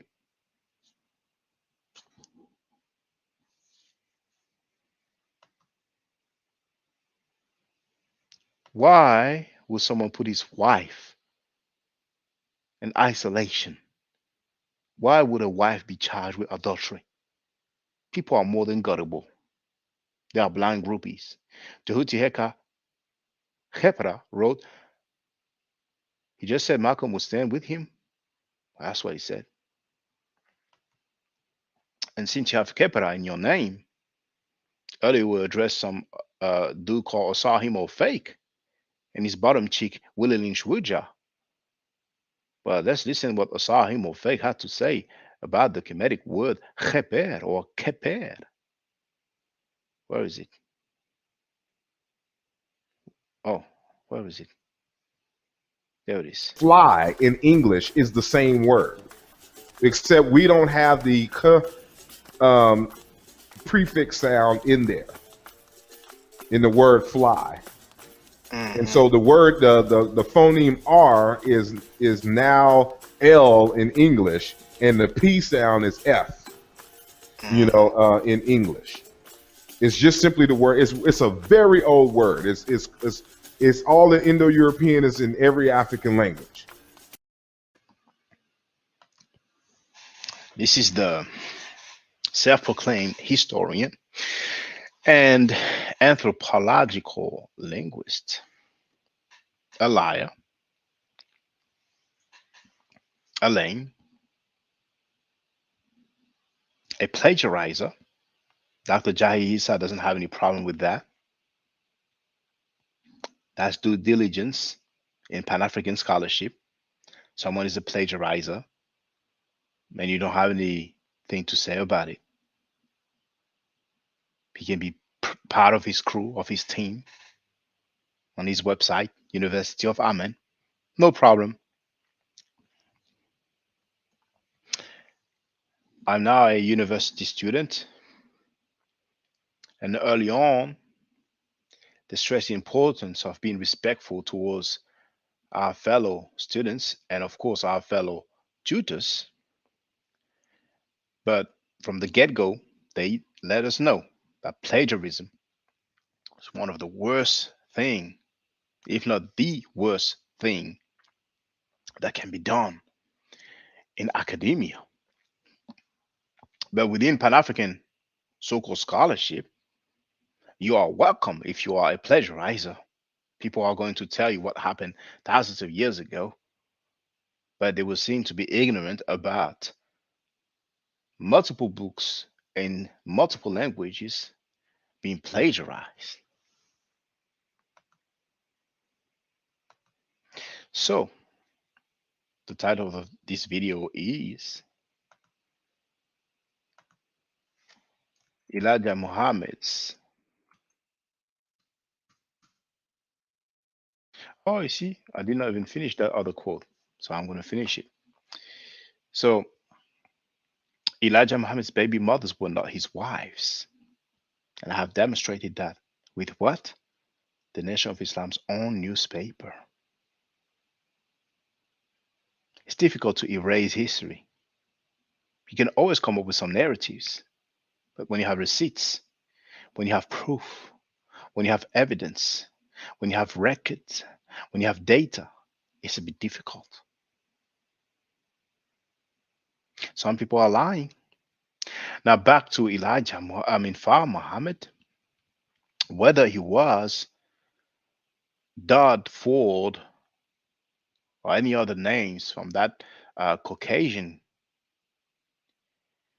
individual, or whether he was the other person who most likely came from India, somebody didn't tell the truth because it was alleged Far Muhammad came from Arabia. Arabia is not India nor Pakistan. And I put India in the title of my video because we are told the Far Muhammad got to America in 1910 and he made himself known in 1930 and he disappeared in 1934. During that time, there was no such thing as a country called Pakistan that came later. So I might as well finish with the other person's comments, and everybody's welcome if they want to make some additional statements, but some people are just so gullible. So I dealt with the number one, but the minister admitting to Muslim being involved in creating the atmosphere. No, no, no, no, no.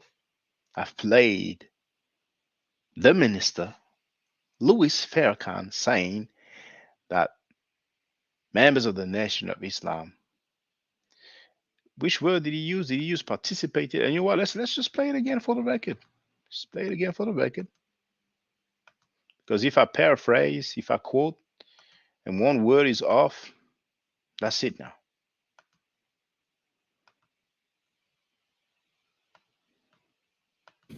Our zeal, our love and hatred, our ignorance was manipulated by powerful outside forces.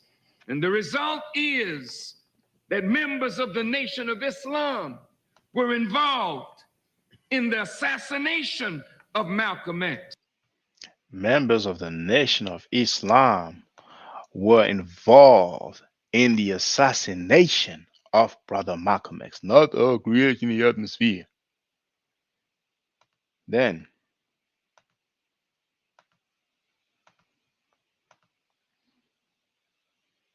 point number two, why in NOI? Did you get the date stamp of when Dr. Wesley Muhammad made those comments? Not when the video was loaded to YouTube, but when the brother actually spoke those words, and then compare them to when the minister actually spoke his word. They both could be correct. Now he wants me to do the research for him. That's so funny. 3. Elijah Muhammad also stated more than once that Prophet Muhammad was a black man. For example, the only people born of Allah is the black nation. The white race by nature can be righteous. Islam was taught to them from Moses to Muhammad, but they were never able to live the life of a Muslim believer and can't do it today. Supremism 130, Supremism 250, and he wrote, do some more studying in capital with 4 exclamation mark.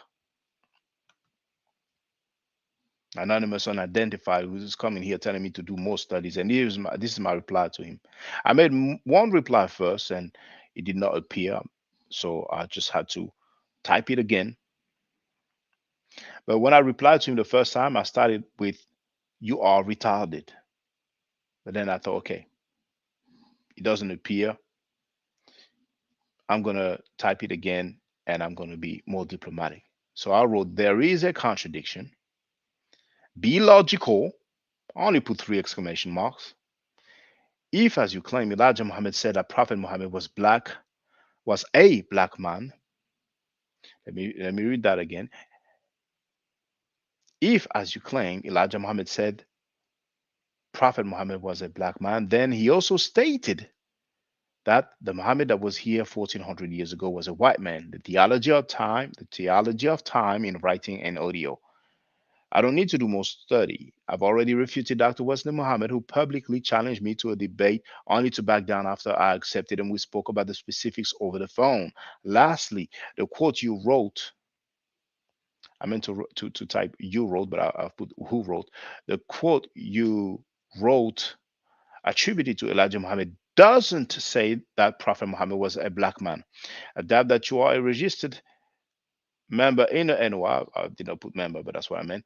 No, actually, no. I doubt that you are registered. That's what I meant to say.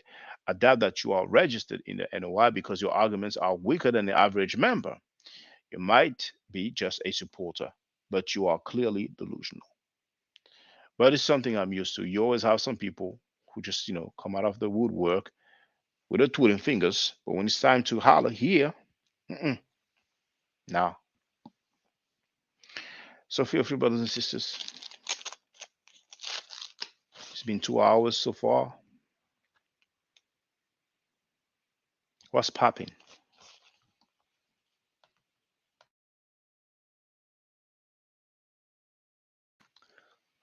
What do you think about this revisionism of history?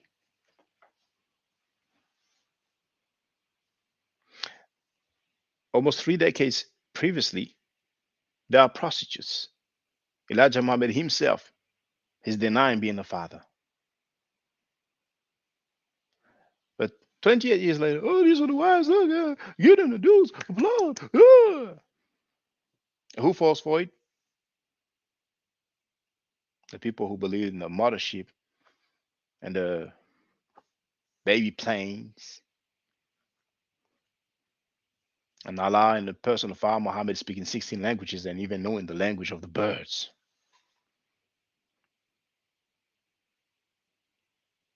And Dr. Wesley Muhammad has the nerve to talk about Dr. Ben because Dr. Ben stated that the gods don't get married, they just reproduce. And talks about fornication. What did Elijah Muhammad do then? Wasn't it fornication? You see the irony? But Dr. back down, he knows how to choose his audience. He's looking for the dumb people. He's looking for the dumb people. And the dumb people applaud. They clap. That's what he's looking for.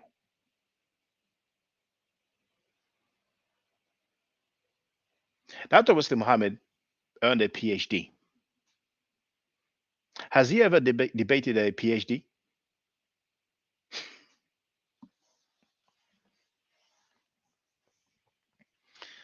Oh man. Love me for a wrote, so none of the children look like the father. Well, to me, the last son that we've seen kind of has some resemblance, but what difference does it make? The issue here is not was he the father or not. The main issue is were those ladies his wives? Because magically, 28 years later, they became wives. It's like, let's say, the Sahim or fake years later earns a degree in linguistics. And then he says, you see, I have a degree in linguistics. I've been having a degree in linguistics. These people lied on me. Hold on. You didn't have it when you claimed it. You had it later on. As simple as that. Punk Garfield, who publicly stated on Dougie Diamond's platform with over 200,000 subscribers that he has a bachelor's in history. He has yet to show it. Brother Chris MVP Harris said that he was a fake stuff that he sent him. No wonder he doesn't show it to the people. Let's presume years from now he actually earns about. We have the nerve to. We are been having that. There's a date on the degree, doesn't it? Don't we have a date on the degrees nowadays, at least? Maybe not before. So people love liars. And those guys lie. So, and Dr. Wesley Muhammad has the nerve to call Carl Evans a deceiver and a liar. And now he's going at Zach Kondo. He actually addressed also Omar Shabazz. Omar Shabazz is the brother who have uploaded that video um, with the testimony of Dr. Khalila Ali. And Omar Shabazz has done some great job. He has that documentary about Malcolm X and all the attempts that were made on his life. Because people act like, well, okay, he wanted to keep the house. The house belonged to NOI. He was bitter. The house was set on fire. Some people might even imply that maybe that Malcolm was behind it, responsible for it.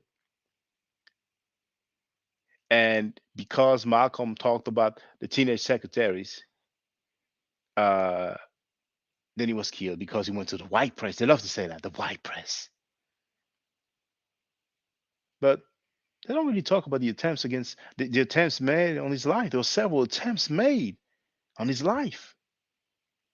So Malcolm is supposed to just be quiet, take the hit, take the blows, just evade and escape from the attempts against his life.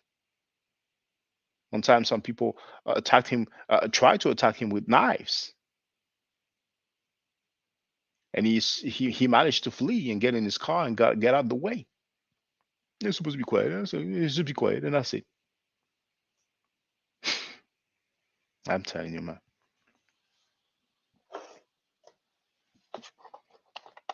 Like maybe I'm going to the Met Museum. I get popped, and the butler said, "Well, he shouldn't have called me about that." Sekou wrote that the butler Reggie said that Sheikh Anta Diop went to jail for running his mouth. I asked Sekou, "Can you please give me the timestamp?" And he asked me the timestamp to what? I said the timestamp to Reggie saying that Sekou didn't reply anymore. He's under no obligation. So far it's an allegation. But Sekou wrote that Reggie stated that Sheikh Anta Diop went to jail for running his mouth.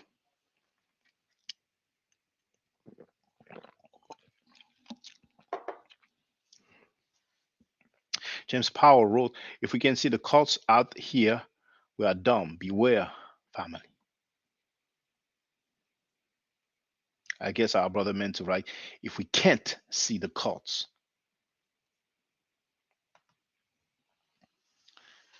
Oh man. After Wesley Muhammad, you have a lot of nerves. So he talks about Dr. Ben stating that the gods don't get married, they just reproduce. Then he talks about fornication. He talks about some things you have to stop doing. We are gods. We should have a division, the N word division, and a wannabe God division. The nerves. When your leader fornicated with teenage secretaries, they were not his wives there. What are you going to do, Dr. Wesley Muhammad? Are you going to say that this Muhammad Speak newspaper, dated September 11, 1964, is a forgery?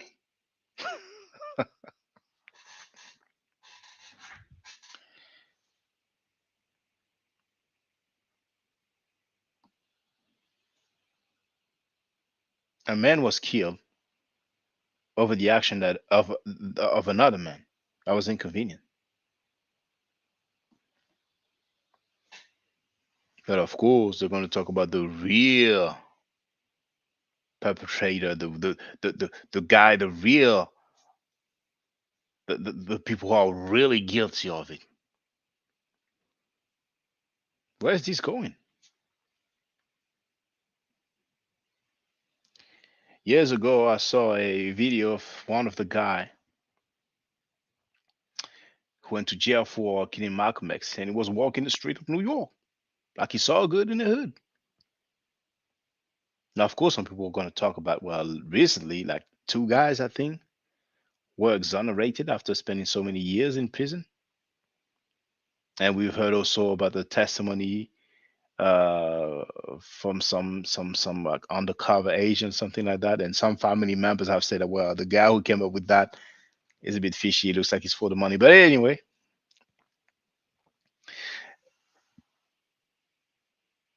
people like Dr. Wesley Muhammad will spend so much time over little points.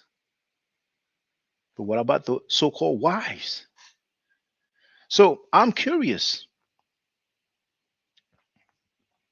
If somebody knows, can direct me to Malcolm X saying wives, Malcolm X said they were wives, please give me the reference, the link, the timestamp. I'm just curious what he's talking. What is he talking about when he said that? Is he talking about Evelyn, Lucia, Tanetta?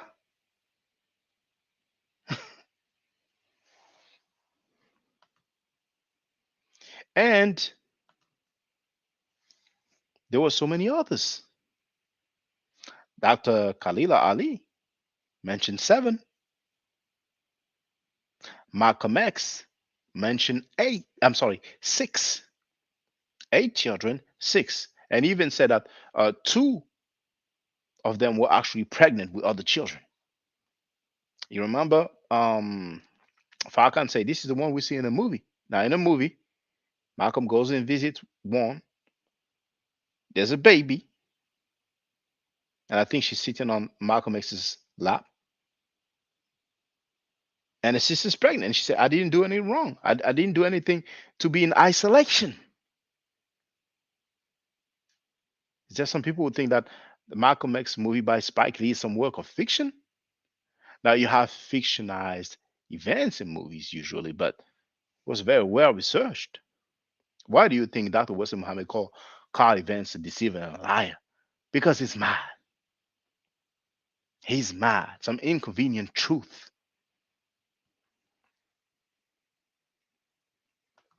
Big wrote, Wesley Muhammad will do what I'm sure I'm a fake, I'm a fake will do. Avoid, obfuscate, lie, misdirect, and move on like it didn't happen. Yes, probably. Probably. But we all have a voice, brothers and sisters. In Big Road, they both give Donald Trump liar vibes. See the butler Reggie, for example, he was defending Wesley Muhammad like a groupie he is. Now, I really think he didn't know about what Wesley Muhammad said, what Dr. Wesley Muhammad said regarding Dr. Ben and the N word division. I'm curious now. But that guy, the butler Reggie, has congratulated Chief X after Chief X said that the ancient Egyptians were Caucasians from pre-dynastic time until today. If that is not being lame, what is it? I heard the butler, I almost said doctor. I heard the butler Reggie, and I think it was on Sinez's channel. But I heard him on one of those channels say, talking about Jabari, well, I'm not his brother. He said I'm not his brother, playing the victim. And I heard when Jabari said, well, I've been calling you brother, and I don't think I'm going to call you brother. What's the fuss? He's been dissing Jabari for years, and Jabari said, I'm not going to call you brother. And now he's playing the victim complaint, just like when I quoted him when he said that Heru is Greek. Is like, you're trying to make us look bad if you have a Christian mindset. If you have a homie, that's what you said. If I took you out of context, if I took him out of context, let him play the stuff in context. It's not easy. But you have many lame suckers like that. They say stuff, they don't own up to it, and they try to make you look bad. Lamer than the mofo. Some people are just lame as heck. And when you talk to a 90-year-old man and you propose to go 3 against him, you're lame as heck. When somebody boasts or claims to have been doing some work for 30 years, and the only thing really that we know for sure is one article in 30 years, I'm like, dang. Dr. Khalila Ali stated that she made tea and coffee and she served people. She kept it real. So now we have these doodles banging against Kemetic people. Back then, when Cyrus Seti, who is from the Kemetic camp to say the least, even though he claims that the Medunachar has not been deciphered, remember, brothers and sisters, is on tape for that same debate um, that had the butler Reggie fence writing and giving information to the Hebrews, the questions and answers.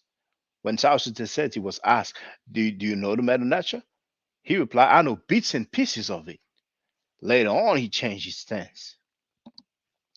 But the most important thing to bear in mind is that Reggie gave information to Hebrews were like before a debate with a Kemetic person. And now what is he doing?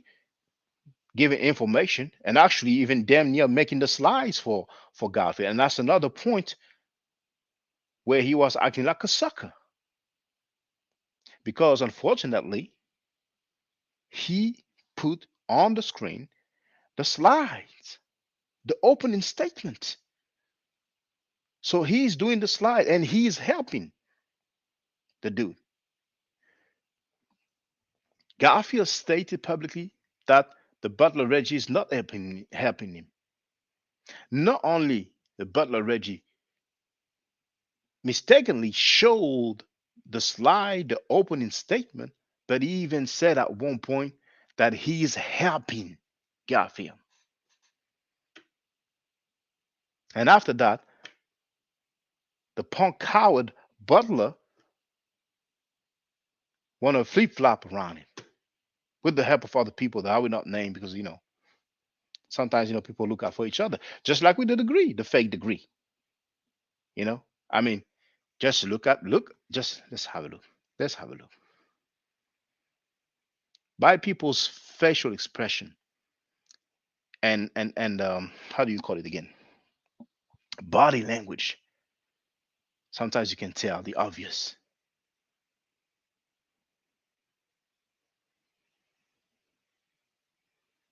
Where is it?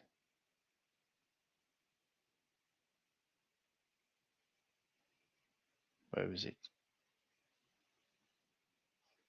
Before the record, let's check this out. I think really you holding on to a grudge, and I don't want you to get blinded by that. And just you got to move past that one. You know how I moved on? Smash doesn't like it, but I'm helping Garfield, right? To see, and we're gonna see whose research in general is poor. So Garfield doesn't need my help, but there's some things that I can help him on, but he doesn't need my help, right? But so I will do it that way. I am very, very passive aggressive. He slipped up. He knew he slipped up. So say he doesn't need my help, but he said it. And he said, we're gonna see, whose research is poor. Just because Jabari told him that his methodology is poor. And it's mad to the point where he's gonna help a Christian apologist go against a Kemetic person. Then him saying Hero is Greek. Yeah. I mean, his Pharaoh could have been a Greek, but I don't. Well, I tell you what, Heru was Greek. Yeah. Really? Yeah, because one of the stories of Heru being conceived is during the Greek time period. But I have the video where Garfield claims it has a bachelor's degree, but I was looking for the other video. Hold on. So, but why is the Hebrew? NOR. I don't talk about the NOR, but I talk about the Black Hebrew Israelites because, all right, my mom is a history teacher. Okay. I love history. I have a bachelor's degree in history. Okay. So history is nothing new to me. That's what I do. Now, I'm not a scholar, but I'm the closest thing the conscious community might have as far as a scholar when it comes to history and the Bible. That dude said it's in the back cover of his book that he's been a student of biblical history for the past 30 years. So the dude started being a student of biblical history since he was 9 years old. And the so-called conscious community buys that. We have some fakers to the highest level ever. Now, AFD wrote, apparently not all those women who claimed to be his wives were not, and that the youngest wife was Mother Tanida, who was 23 when she gave birth. Ali Muhammad did a whole video on this and brought receipt.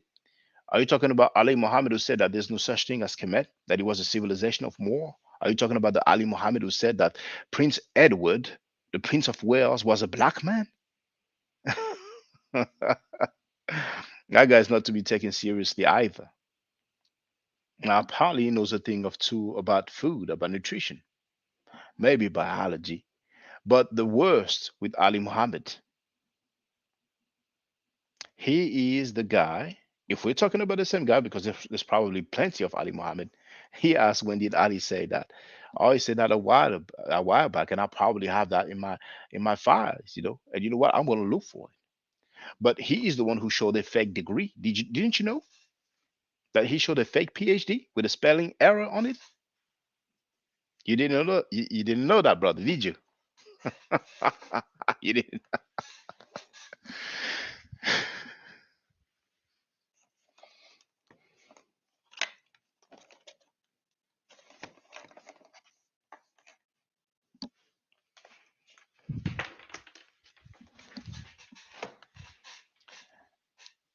Simon Fake is claiming to be a linguist, but he hasn't shown a fake degree. He didn't go that far. Ali Muhammad showed a fake PhD degree. Not only did he say that there was no such thing as Kemet, that he was a civilization of more, he said he hates Africa. And I played that so many times in the past. No, bro, that's cap. It was an error that Temple University made because he changed his name to Ali Muhammad in the 90s. He already cleared that up on Sanetta. The mistake was not on his name. The mistake was not on his name. Are you Ali Muhammad? Now, brothers and sisters,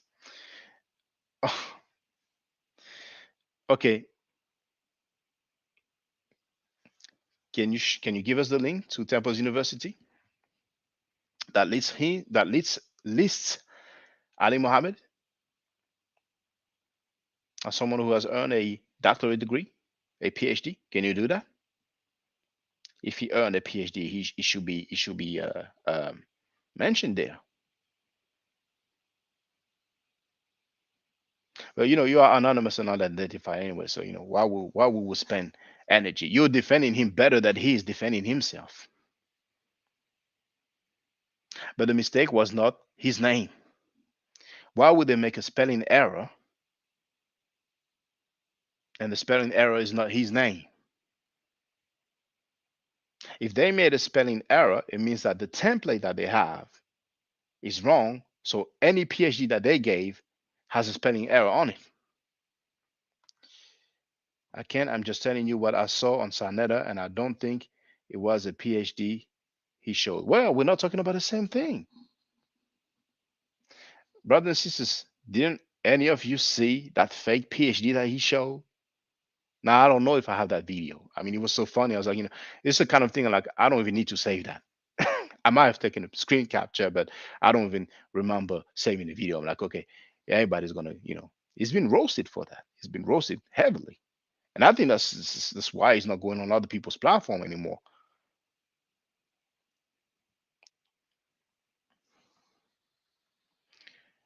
Now, let me see what I can find.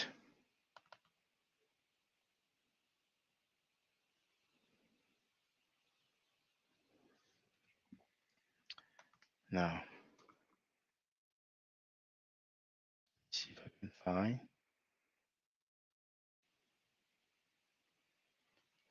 Is it MP4? I don't think I have it on my website. I mean, on my YouTube channel.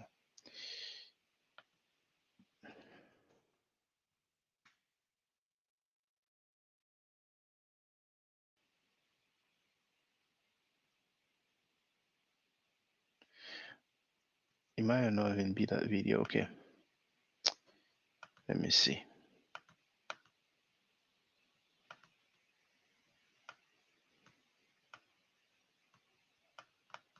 Let me see.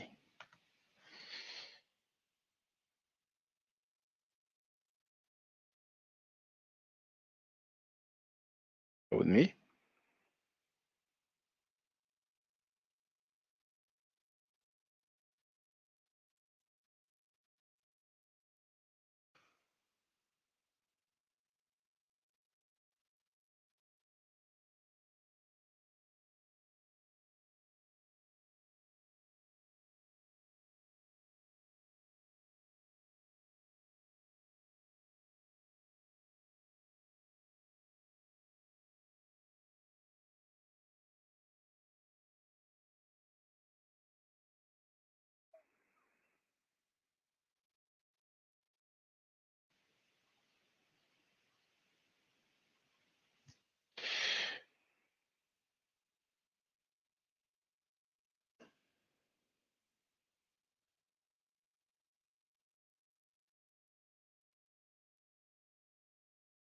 Okay, I think we might hear it on that video, so I'm gonna have to change it into MP4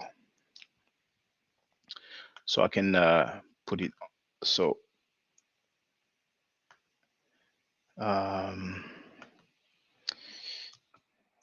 is it WMV to MP4? Won't be long. No.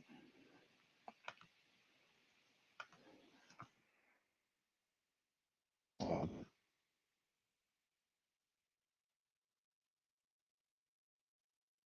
stop myself from saying GOD plus the damn it because it is seen as offensive for some. Why doesn't it show? Oh, okay, 16. Fine. I'm gonna limit. That's it. Now, so this is about okay, 17.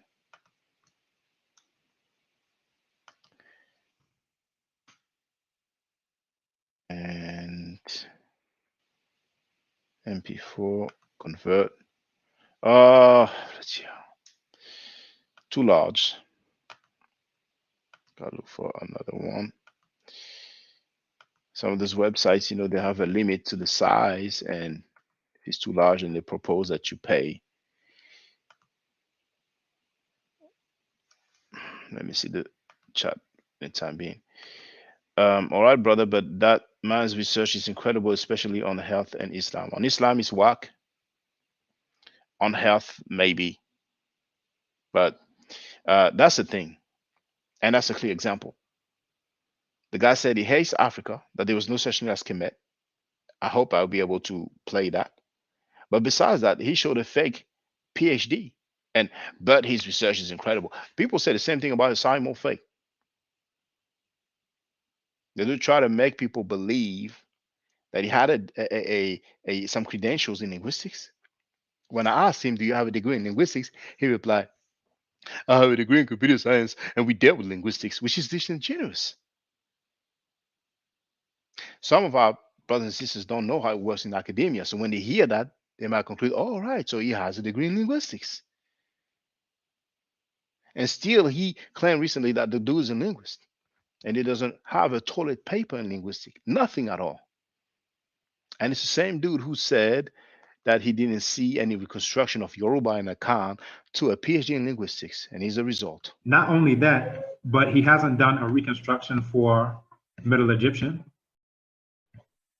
And I'm saying that is an incorrect and it's not a very good order of operations. So you're going to. I don't see a reconstruction of Yoruba in your work or Akan. How would I reconstruct Yoruba and it's spoken right now? How does that make any sense to you? Because that's my point. It's spoken right now. And what I did is I used IPA. But he's gonna have his bottom cheek Willie Lynch Buja. Sanjeli has been very quiet. But Sanjeli knows. He has to know that Asahim Fake and Wujao are saying that Kem doesn't mean black. Sanjeli gives Medunecha lessons. Does he teach that to his students? Does he teach that Kem doesn't mean black? The I6 glyph. Because some people are going to be saying, "Oh, yourself who Kem." Does Sanjeli agree that Kem doesn't mean black? Even though he is one of the author of that book, which is really their notes and on which they did not even make the arguments, as Asahim Fake said. So we have people being frauds, but people look for excuses. So we have Willie Lynch Wuja, he's the bottom chick, acting like he's so good. We have the cheerleader girlfriend of Willie Lynch Wuja, and that's about it. And of course, we have Batishon, People are fraud. Oh, yeah, but his research is. We will never go anywhere with that mentality.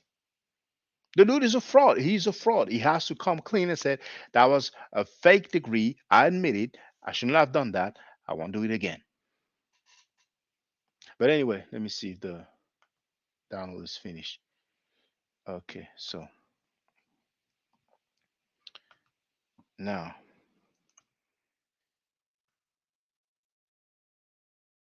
four? No. Has it been converted or not? I think I have to download then. Hold on, hold on. Okay, download. It's the conversion that was finished. So download. Okay. And now I will open it.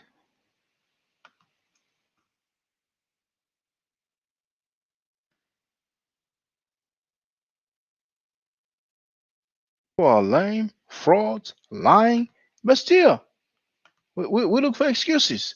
Yeah, but he said some nice things. A fraud is a fraud. The brother wrote, I think he argues it was called Tameri, not Kemet. Let's have a look, brother. I'm suspecting maybe you are Ali Muhammad. But it's okay. Let's have a look. Let's have a look. Yeah, everybody have the right to appreciate the people that are named. But if their research is wrong, inaccurate, and lame, and he's what he is, So you might say, okay, the dude is lame, he's lying, but I like him. But to say that research is incredible, I really doubt that. I really doubt that. Now, let me share.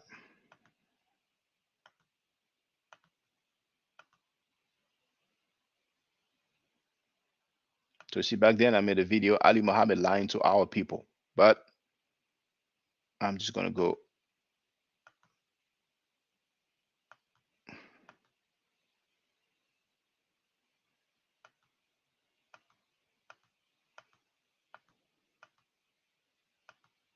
There it is.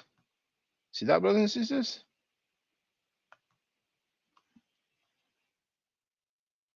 At these brothers and sisters.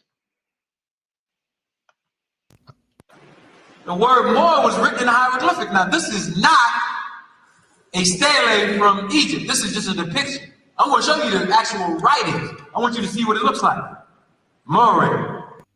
We know that the Moors usually try to claim every word that starts with a M, but this Meduneter right there stands for Mary, which means beloved, just like User Ma'atra Setepedrara Mesu Meriamon, the full name of Ramses II. Meriamon means beloved of Amun, okay? That's a nice try, not a lot of people know about this, but he ain't gonna slide with me. Close up. That was me in 2008, circa 2008.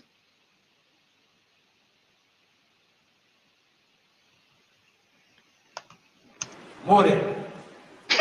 Nobody can deny the fraud. That's the picture, right? And earlier, if you remember, if you don't just go back, you had several symbols. That you only have one, and it says the same thing, more. So by itself, it means that, and with the other symbols, it means that. That's picking and choosing. That's just freestyling. That's all. Now this is in America. So what you have witnessed, brothers and sisters, is some linguistic gymnastics and linguistic acrobatics coming from Ali Muhammad. But that is fashionable thanks to lame coward liars such as Asahim Ofek. And Dr. Jai Isa doesn't have a problem with that because they did the same thing in their book, The Origin of the Word Amen. And he doesn't mind that his team member, Asahim Ofek, is a plagiarizer, which is one of the worst things that can be done in academia. But that's due diligence amongst Pan Africans. Wesley Muhammad did the same kind of linguistic gymnastics and linguistic acrobatics, with his Proto-Semitic RL, and key is Allah. So said Dr. Wesley Muhammad. So he wrote in his own book. I mean, dang. Let's continue. I mean, is it that one where it says he hates Africa? Found in where? New York. Once again, you will witness how it's what is going. Years ago. First 1860. Now, Wahid. I said, Mama, tell me what. It's not the one. I don't know under which title I should look for the one where it says he hates Africa. But I would try this. I would try to find it. I'll try to find it.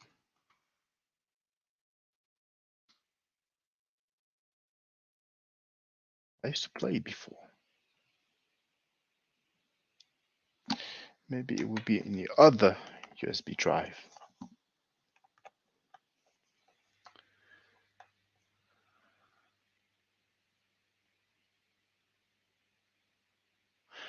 I think I found it. I think I found it. It might not be the one though. Because actually what's for sure is that we're gonna have a more that's gonna say something very very, very, very harsh towards Africa.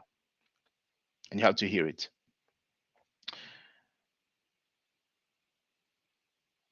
Hopefully in that same one I play the other statement. So let me do this.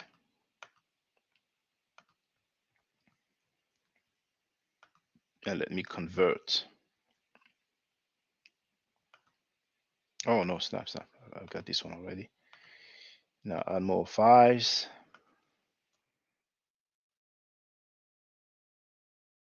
I've got data, I've got records, I'm telling you.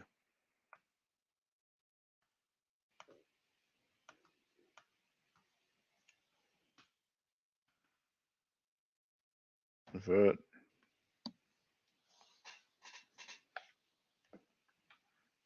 Download.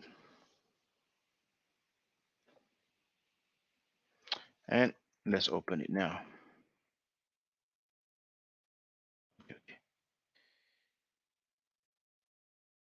No.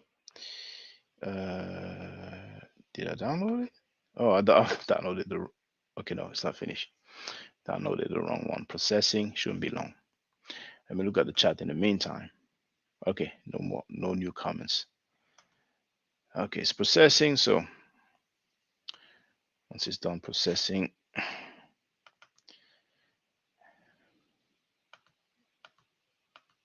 yeah, it is the one.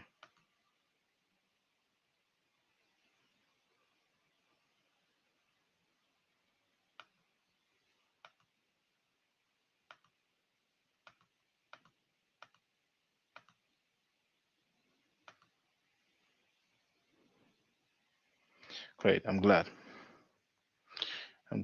It's still processing. It's a bit okay. That's it. So download. All right, I'm backing up what I'm saying. It's open.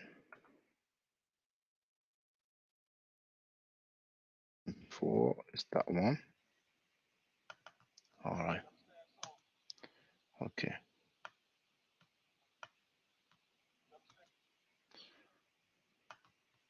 Let me play it now. Read the comment after. People have to hear that. I'm going to substantiate what I have stated.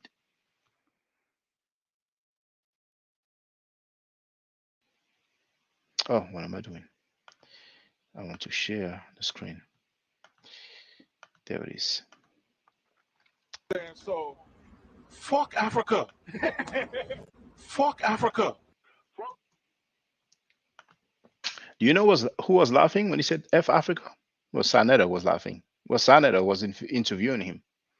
So he's going to repeat his statement towards Africa.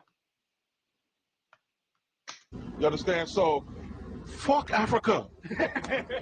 Fuck Africa. Fuck the niggas in Africa. They don't give a fuck about us.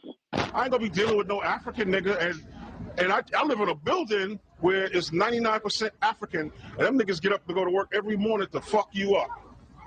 Throwing niggas out of their apartments, and I gotta go to court and help my brother out and all type of shit. You understand? So, fuck Africa. That's some European term, man, to describe some later shit. When your shit is so old, Africa was fucking frozen in like ice and shit. That's how old your shit was. Same people? You are, no, because you have different types of black people. You got straight hair, woolly hair, you got all type of mixtures now. The original people on this planet came from another planet. I do hate Africa. Because Africa belongs to white folks. It's hard for people to get this, but there was no such thing as the Egyptian civilization. There's no such thing as Kemet. This is a civilization of Moors. See, none of this stuff is theory that we've been talking about for years. It's actually very real. North America, South South America, Mu already proved that the pyramid of Xochicalco actually left writing about the destruction of Mu and when it happened. Now we're giving you a map. Do you need anything else?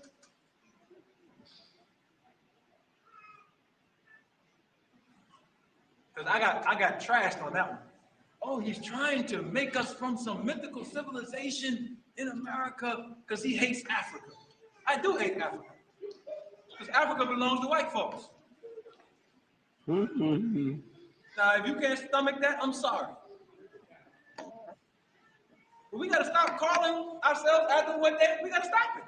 We are emitting this frequency that's keeping us dead. So this is Ali Muhammad. He said he does hate Africa because he belongs to white folks. And he also showed an exclusive. He showed a map of the mythical land of Mu. I mean, now AFD is asking, where can I find these lectures? Sanetta used to put that up. Ask Sanetta. The guy who said F Africa, that was Sanetta. It's Sanetta who invites people who celebrate the death of Africans. Ask Sanetta. I've been telling you, brothers and sisters, 2008, the way we hear about Hebrew Israelites now, he's kind of having a fallout with a few uh, um, uh, branches of the Hebrew Israelites. But for the last few years, who will deny that the people we heard the most on his platform were the Hebrew Israelites? In 08, it was the most all over, all day, every day. I never heard about Dr. Wesley Muhammad until Sanetta brought him on. So it seems like everybody that want to diss Africa and Kemet, they are always welcome on Sanetta's platform. It has Walter Williams who says that the Meta Nature has not been deciphered. So I don't even know why we run around with Kemetic names and why we have people who are going to teach us about Kemet. You know, Dr. Theo Fadabanga, PhD, doesn't know what he's talking about apparently, because he's translating the Meta Nature.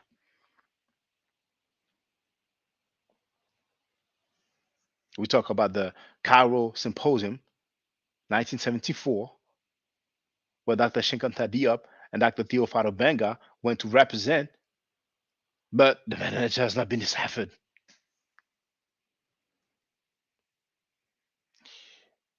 James Powell is surprised, and I'm not surprised that he's surprised. Now, AFD wrote, with regards to Tamari, the term Mary is on King Tut's tomb, and it means her, not beloved in that context. Let's presume it means her, H-E-I-R. Does it mean more? Because what Ali Muhammad said is that it means more. I am combating falsehood no matter where it comes from. Scholars look at us, I mean, I don't even know if they're going to be laughing and be like, man, please get that stuff away from me. I want to preserve my hearing. I want to preserve my hearing. I want to preserve my sanity. I don't want to lose brain cells. But sometimes they might be laughing. Hey, yeah, listen to what this conscious community guys are saying. Many means more. Ha ha ha ha ha, man. These guys are so funny, man. And people believe them and follow them, and they pay to hear those stuff. Oh man, we're gonna control these guys for like another 2,000 years at least. High level falsehood, man. That's what used to be popping in 2008. These things, man. Everybody was, man. You heard the lecture, man. He put it down. Just like that, we have clowns here on Asahimo fake talking about Allah is in the Egyptian text. Oh, he did the work. He's doing the work. He's doing the work. Allah, and this is where I would disagree with Brother Shaka, is actually in the Egyptian text. Allah is in the Egyptian text. It's a pseudo. The God Allah is an indigenous African God. Allah is an indigenous African God. It is as pseudo as Ali Muhammad. These Hebrews, saying come from and who they are specifically, because based upon my research, these are African people. Hebrews are African people. This is how we know that the Hebrews, first of all, you got to understand that Hebrew is an African language. Hebrew is an African language. Then when you do a linguistic analysis, you understand that the Hebrew language is cognate with the Yoruba language. Hebrew language cognate with Yoruba language. People in academia listen to us, they be laughing, rolling on the floor. I mean, did you hear what this dude said? But what does the conscious community do? Oh, great scholars, you heard it, put it down. He's doing the work. His research is incredible.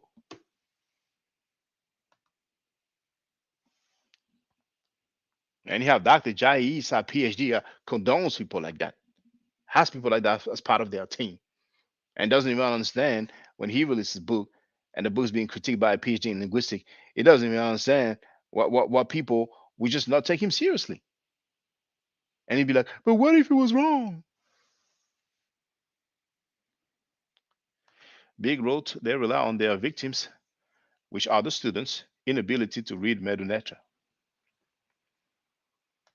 AFD wrote, Africa is owned by white folks and it is a modern term, but I don't understand why he said Kemet never existed. He didn't say Kemet never existed, but he just said there was no such thing as Kemet.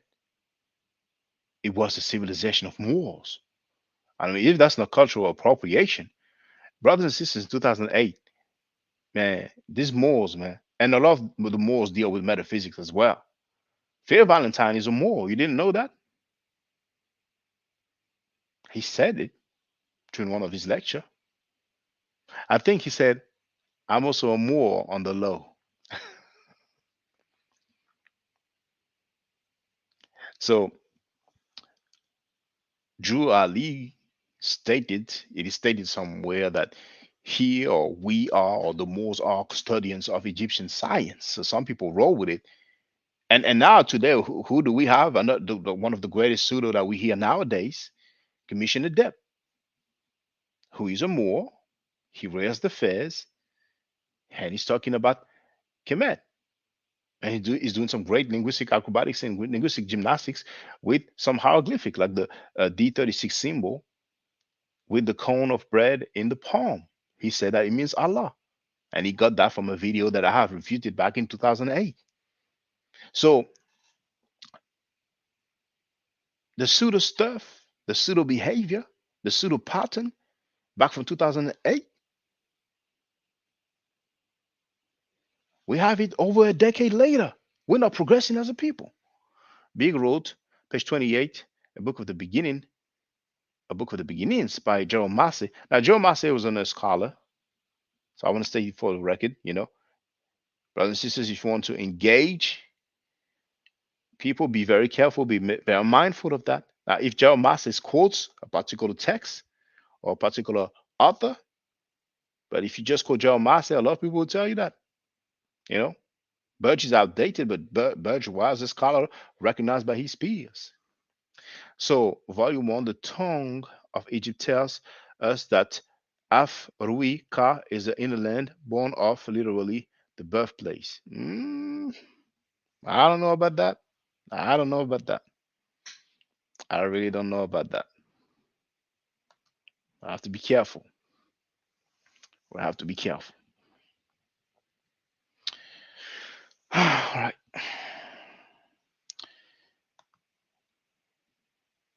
What should I play? FD wrote, Ali has made very interesting claims. There we go. There we go. I'm showing you the dude is a straight up fraud, but he's just holding on to, hey, you have the right. You have the right. You have the right. He said he can read Medunetra because he's been reading Arabic for 20 plus years. Yeah. Okay. Well, when did he say he can read Medunetra? Because back then he obviously couldn't read Medunetra. He also said that most of Champollion's decipherment are wrong. Oh, there we go. There we go. There we go. At this point, it's better that you don't speak for him. You know what I'm saying? If you know him, feel free to call him and tell him to come on our platform. I will let him speak. It's not a problem. We have the right to disagree. You know what I'm saying? But he's welcome to come here, and we can hear if he still has the stance that he has before, and I can even ask him about that fake PhD with a spelling mistake. For real. I mean, you probably have his contact because you seem to know him well. You seem to be very acquainted with him. How about contacting him now and telling him, well, get on this platform because this guy is saying that you made pseudo claims and that you did linguistic acrobatics and linguistic gymnastics. You know what I'm saying? Feel free, you know. And you can get on the platform as well. For those who don't know, I've shared the link. See? It's at the top of the chat. Link to get on the panel. You must show your face, otherwise just use the chat. So whoever is not afraid to show their face, they're welcome. So I'm going to play a little some.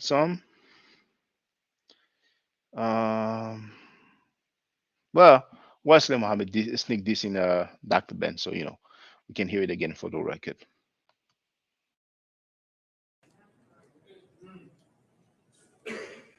Why am I reciting this? See, those involved in the Mithraic mysteries of late antiquity, these were the power holders of late antiquity. These were whites of power. These were whites who are in position to tactically plan the perpetuation of white supremacy. Thus, these are the people, their children, who we will be fighting, who we will be tactically planning against as we plan black power. Because, see, black power has to fight white supremacy. That's right. In real. Right. Well, my point here is that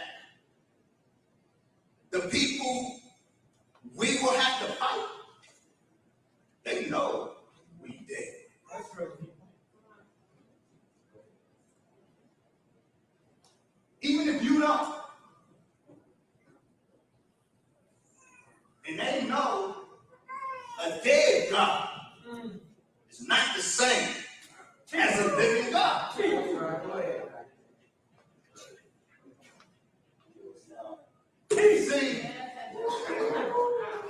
See, some of you who talk black power, you got the nerve to let it fall from your lips that because the Honorable Elijah Muhammad brought Islam, he said Islam wasn't a religion, but he gave it as a religion. And some of you, I say you, but some of you are not. Some of you got the nerve to say that because the Honorable Elijah Muhammad gave Islam as a religion, that he was enslaving us. Speak on it, God. Religion is slavery. Speak on it. Because he had a restricted law. Yeah, he said, don't do that. But see, he came, is that clear? That came to make you God. But some of us want to remain a nigga in an army of black power. I don't want to serve next to a nigga. See, I can't trust you with your weapon. That's right. You ain't putting it on me. You think I want your woman. That's right. I don't want your woman. You ain't putting it on me because you see a woman and you want to show up. You want to shine. That's where the nigga is. I don't want to serve with niggas in an army of black power. I want to serve with God. At least one of these gods.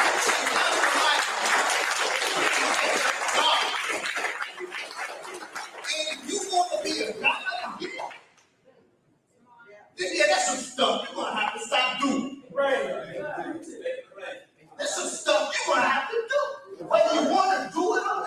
You want to stay a nigga, stay a nigga. But if you want to go from nigga to God, then you got to do some stuff you don't want to do. You want some stuff that you doing. See,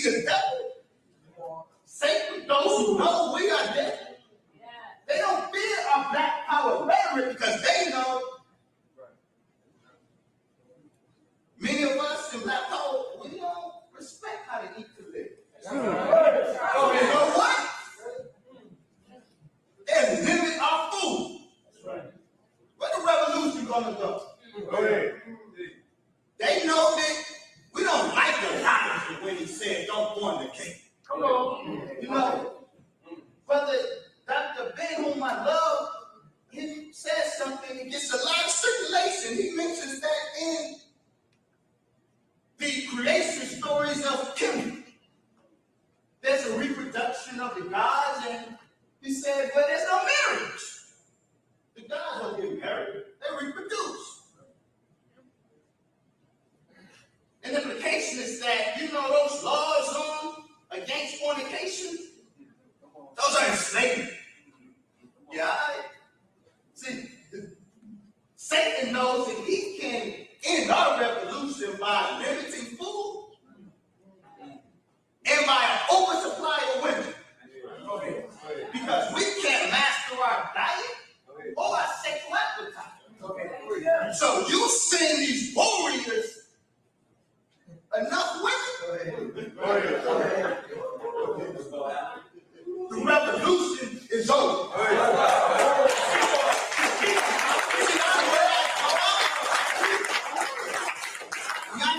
Muhammad, he came as God. That's right. If you don't want to be God, so be it. But see, I suggest, Brother Chairman, when contact you, plan the units, please be a division. Let there be a nigga division. Don't put me in it. Let there be a wannabe God division.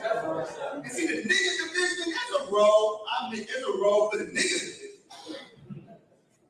Like there's a role for the pawns and chess. Send them out. Send them out. They got their role to play. Let them catch the first book.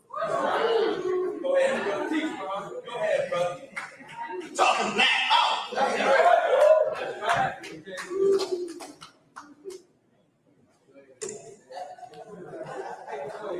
I'll end on this note.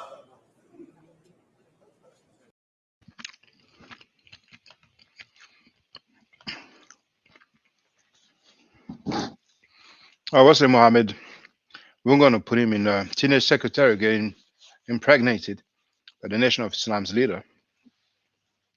But they're trying to hide it at all costs and going to wait nearly 3 decades to say, oh, actually, they were his wives. They're only going to show 4 of them because, according to Islamic tradition, people are allowed 4 wives.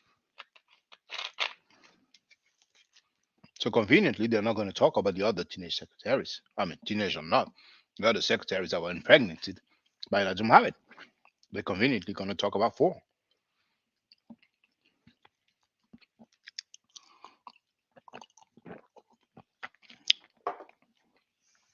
The nerves to sneak this Dr. Ben like that. Brothers and sisters, I've been live streaming for 3 hours. I'm defending the culture. I've just defended Dr. Ben. I did not receive 1 donation. But those channels where people are going to teach you that, oh, that Moorish guy, he said, you know, F Africa, F the N words are Africa, they don't give a F about us. That Moorish guy,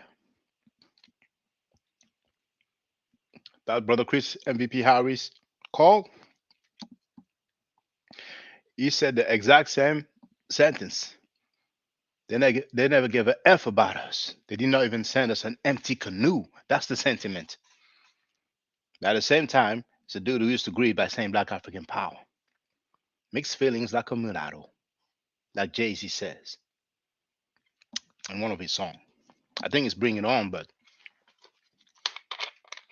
from Reasonable Doubt.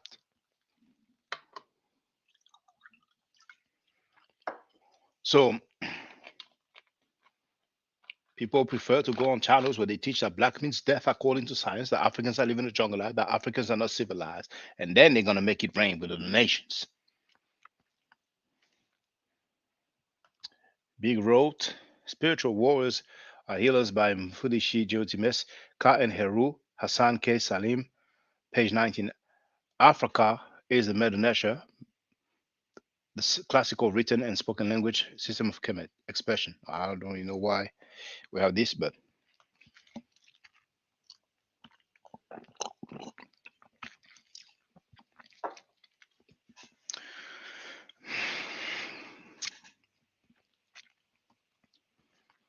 So I wouldn't mind if somebody gets on a panel just to say what's up.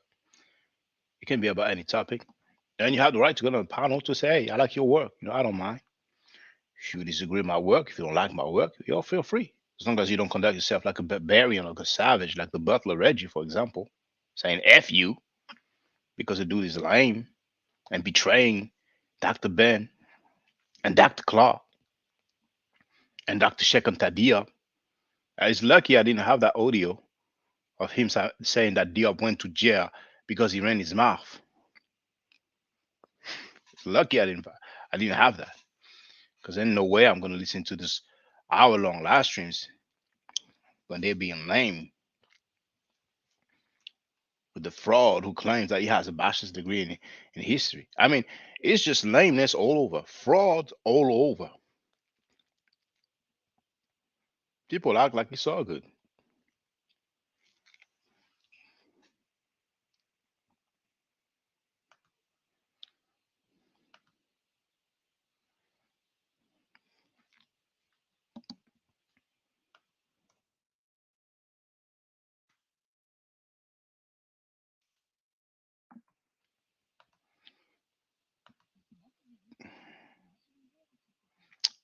Unlike those ads that you cannot skip.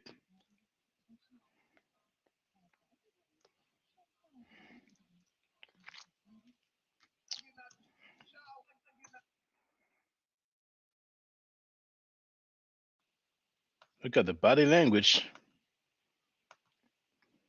Look at the expressions.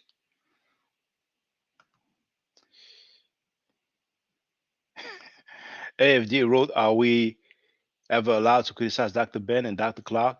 You're allowed to criticize everybody, including myself. You're even allowed to get on a panel and say it. But if you criticize people, let's be fair and let's be accurate.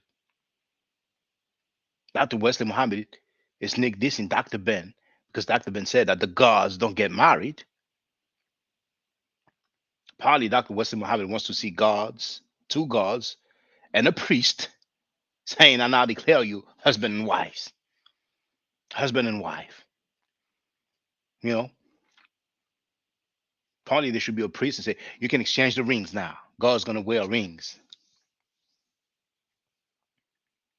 And he talks about fornication when his own leader, all evidence points that his own leader, Elijah Muhammad, did fornicate with his secretaries, not his wives. Now, 38 years later, they became wives. Now, I received a donation. I don't want to say the government name of the brother like that, but initials D and G. I received the cash app. Thank you very much. I appreciate that. I appreciate that. It's actually quite a large sum as well. So thank you very much.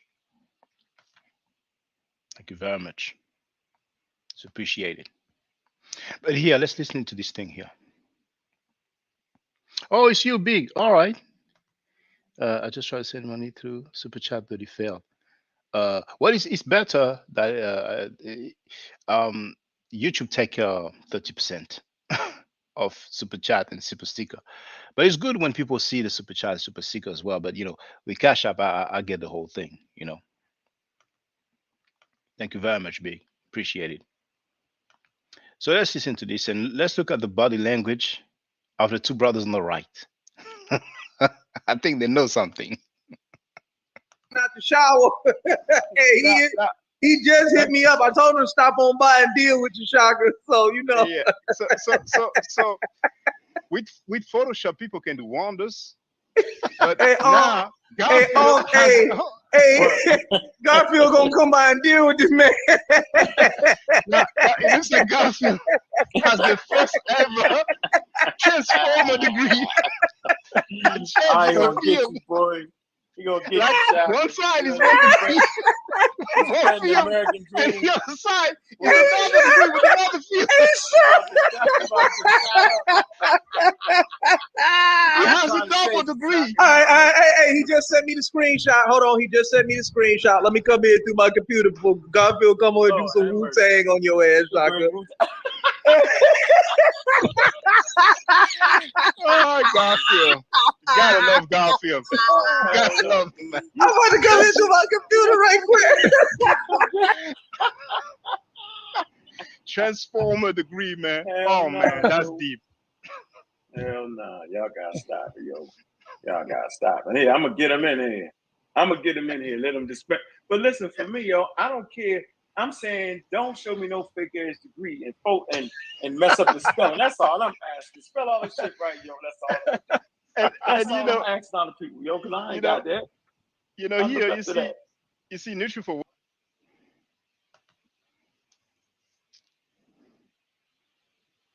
Garfield is a fraud. Garfield is a fraud. I've played when he stated that he has a bachelor's in history. He has yet to show it. On some weak excuse. I don't want people to know, my middle name. Maybe he's hiding something. I don't know what it could be. I have an idea of what it might be. I don't need to make allegations, but for sure that he has something to hide. There's a public figure who's live streaming several times a day.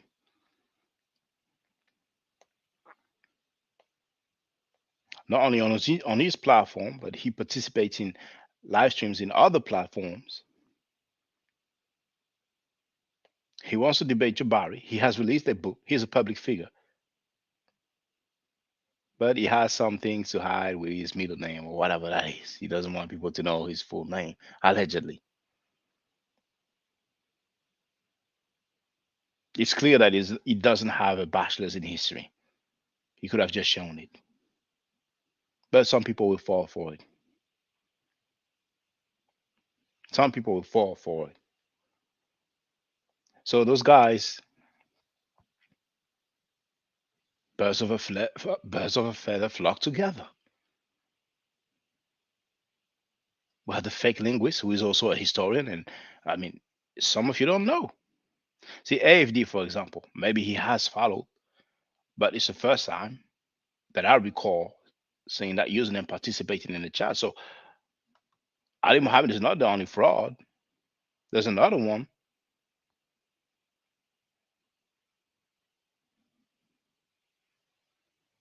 There it is.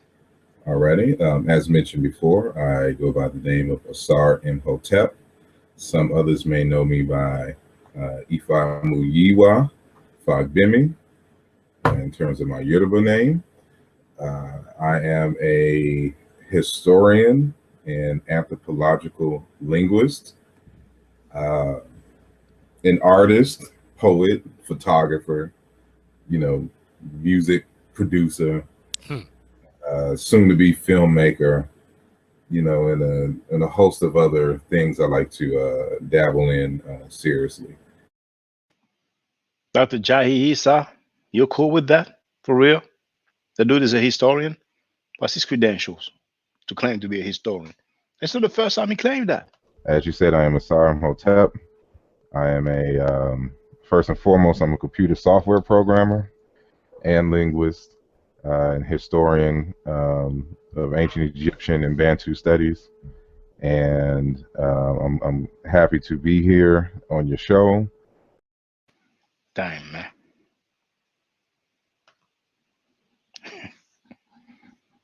That's the conscious community for you.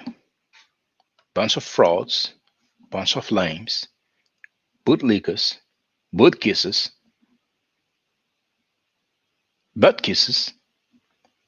The butt kiss even the dude who are they are teachers. They are master teachers.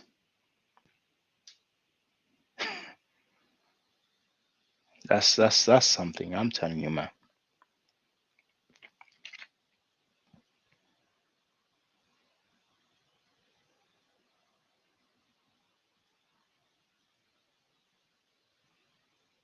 Sanjani.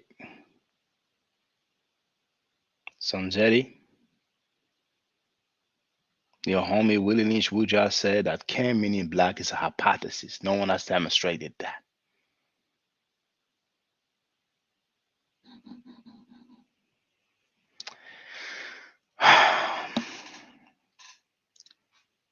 All right, you really, before I close out, I would love for somebody to get on the panel, even if it's for like a 1 minute, 30 seconds, just say what's up. I would like to close out like that. And I don't know what I will have to do, but I would love to have more sisters. But sisters, if you come here and you're pseudo on some metaphysical stuff, I will not concur. I will not cosign. There's a lot of sisters love that metaphysics stuff, you know. Maybe that's why there's not many sisters there. The sisters love that metaphysics, man. You know, talk about herbal tea, crystals, chakras. They love chakras. You talk to sisters, it's root chakra, kundalini. Ah, those are trigger words for sisters. And I'm not making fun, but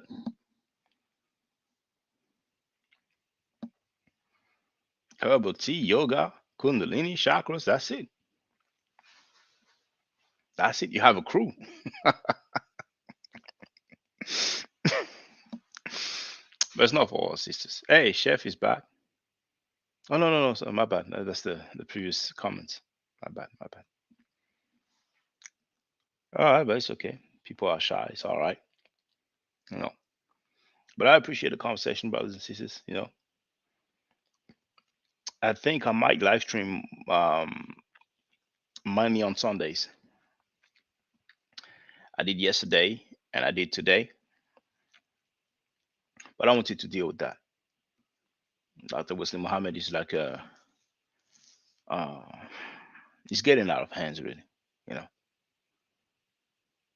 But his whole organization is romanticizing the history of Elijah Muhammad,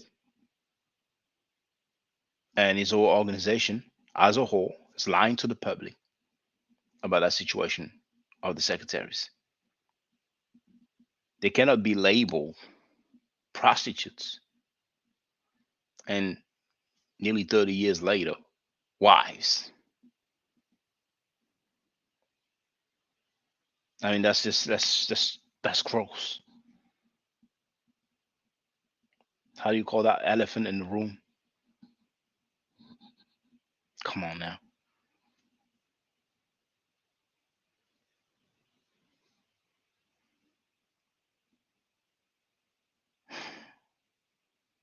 The level is real low. And I don't want people to think that because I'm studying formally, that's why I'm saying that. Honestly, the brothers who have been listening to me for years know that I've been saying that the level is low.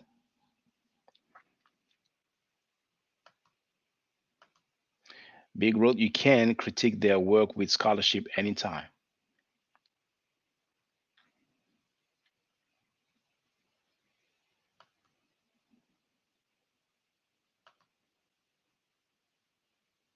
What was the other things? The other linguistic acrobatics from Dr. Wesley Muhammad? I've shown it, but I'm going to show it again.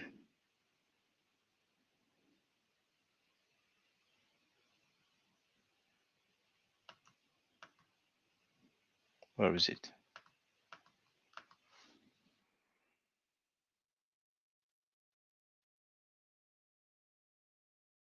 There it is.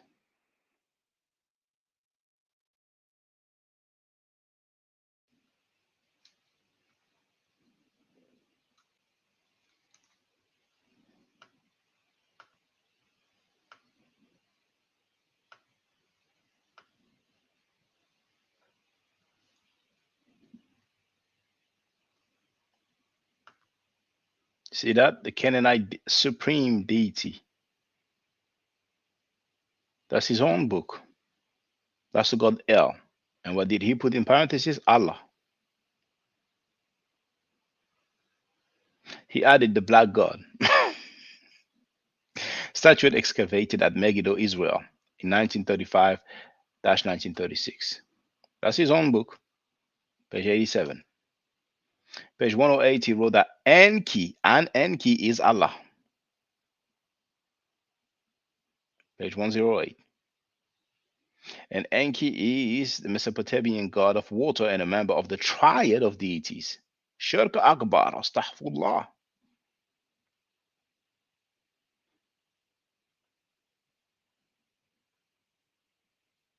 And that triad of deities is completed by Anu, the Sumerian An, and Enlil.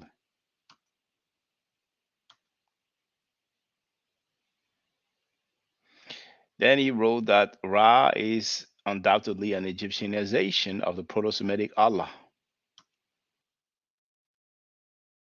See? Ra, La, Rat, Lat. Allah, Ra, Allat, Rat.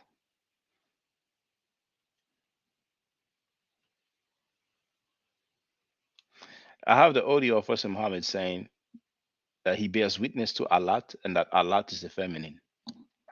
Special kind of Muslim, isn't he? He also said God is living man and woman. Anyway.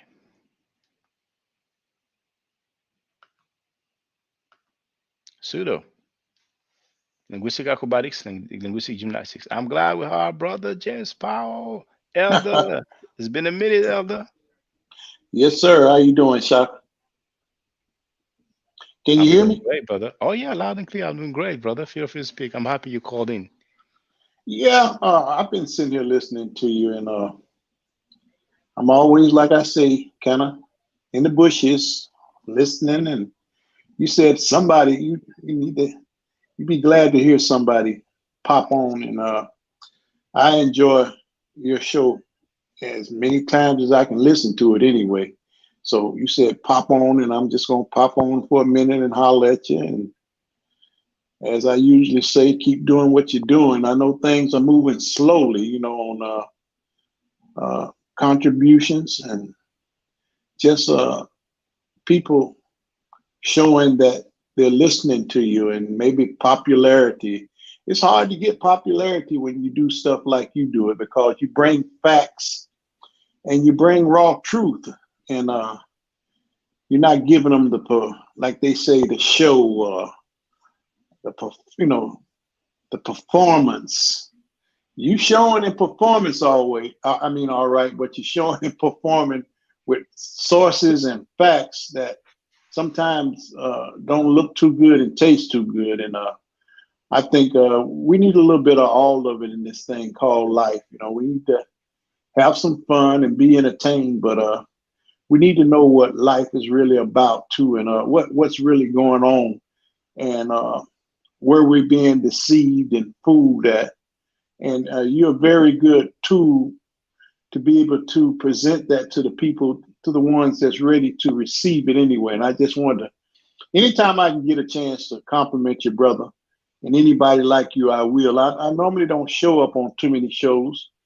And a lot of them won't have me on, as a matter of fact, because I'm similar to you, and they don't want me on there, man. I would really mess their show up, you know. Yeah, man. We shouldn't be scared of opposition. And you see, everybody can see. I usually leave the link and I tell people, you know, you're free to come in, even if you disagree with me, you know, feel free. You know what I'm saying? If you stand on solid ground, you'll be good. You know, you'll be good. That's true. And I normally take my time and look at all of I don't know what the best thing to call you guys, broadcasters, because you're just like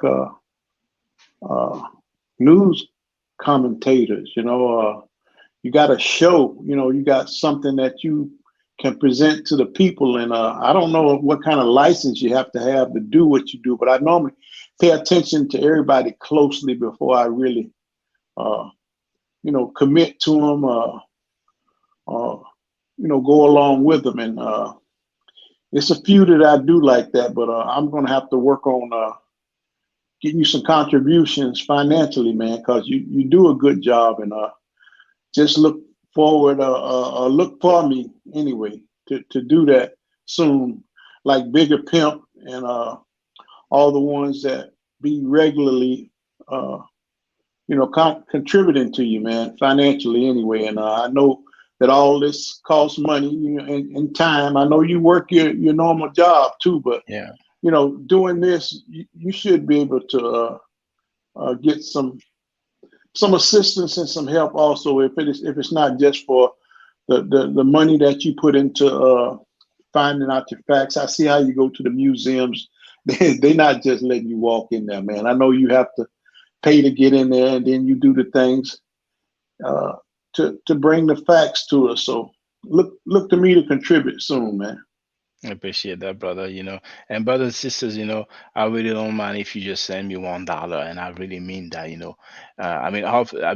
As you know, I have 20,000 subscribers, but it's not even 1% of the people who donate. But if I had enough people who donate just $1, can you imagine if I didn't have to do the 9 to 5? You know what I'm saying? The amount of stuff that I will be able to share. But maybe that will come later on. I mean, maybe some other people will make large donations and stuff like that. But it's something. It's just a shame that in 2022, I mean, some people remember the Blog Talk Radio. So radio, online radio, we could not even show anything, but there was a chat. We could share links. Now we can play the videos directly, and there's so much that we can learn, but we still have people in 2022 who come and make crazy claims without any scholarship, without any reference, without any facts, and they are even on large platforms. So falsehood is wrong.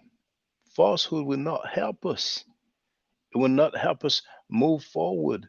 We need to separate ourselves from falsehood, and it's not something, it's not a utopia, it's something that is achievable. Some people have chosen to accept falsehood, and most likely it is out of financial gain, and it's their right, it's their choice. But honestly, brothers and sisters, if it has to remain the way it is now with very little donation, even to the point where there will be no donation at all, I prefer that route, you know.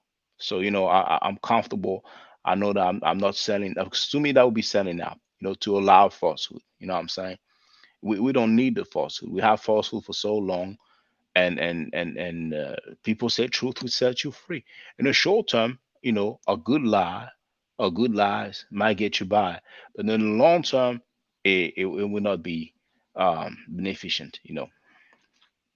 So thank you very much, brother Elder James Powell. I appreciate you coming in, and if you want to make your closing remarks, feel free, and then I will end the live stream. So. Really don't have any closing remarks beside what you already did, and I appreciate all that you brought to us about the Islam, and Farrakhan and their group. I appreciate how you helped us see Malcolm in a better, just a better picture of him. I know as I was coming up as a kid, and as you can see, I'm an elder now, but I was steered away from Malcolm, man. My grandma was a church-going lady, and just like you see the grandmas today helping the daughters, bring up their kids because of, the misfortunes and miscuing on how mom and dad gets together, and then for some reason they don't stay together to raise that new life that they brought into this world and that didn't ask to come here.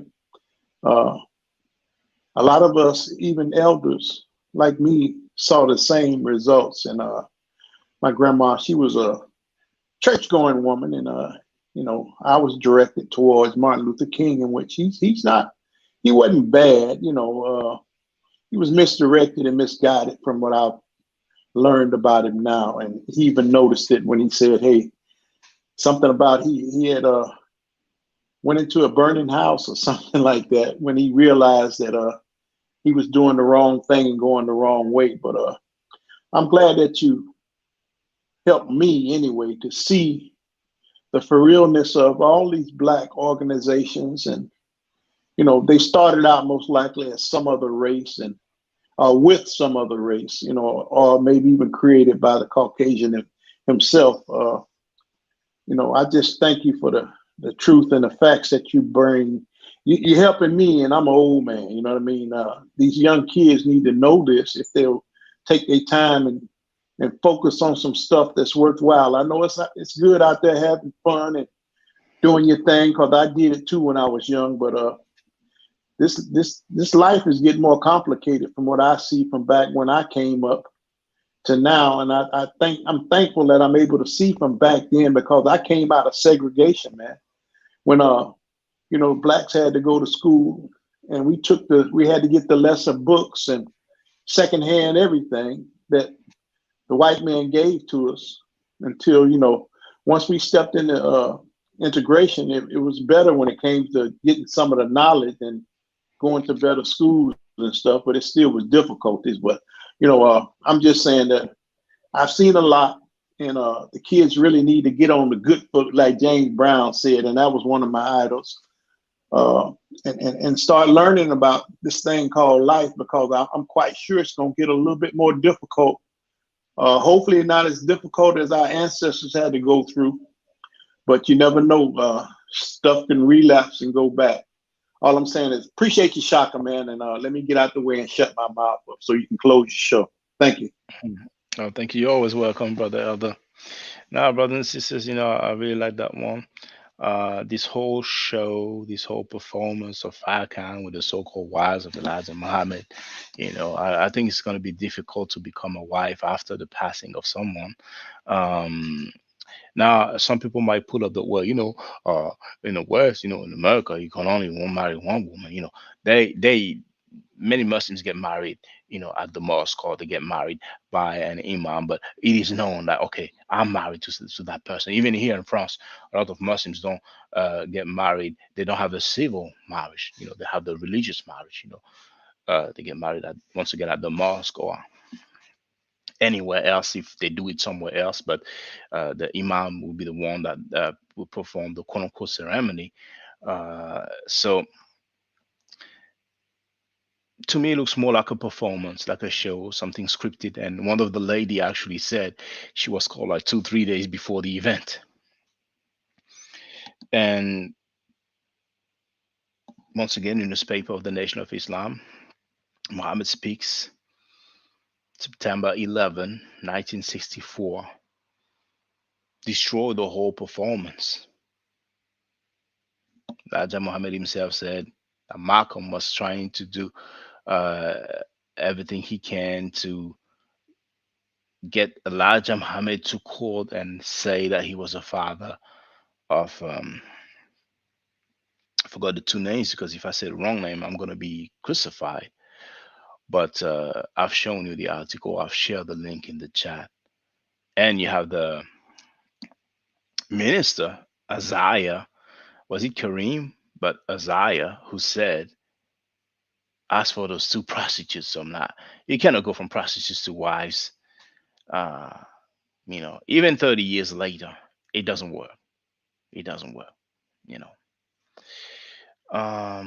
Chris Johnson wrote, "Do we want truth or propagate a narrative that makes us feel good?" But I don't know why that question. I don't know if it's directed to me. But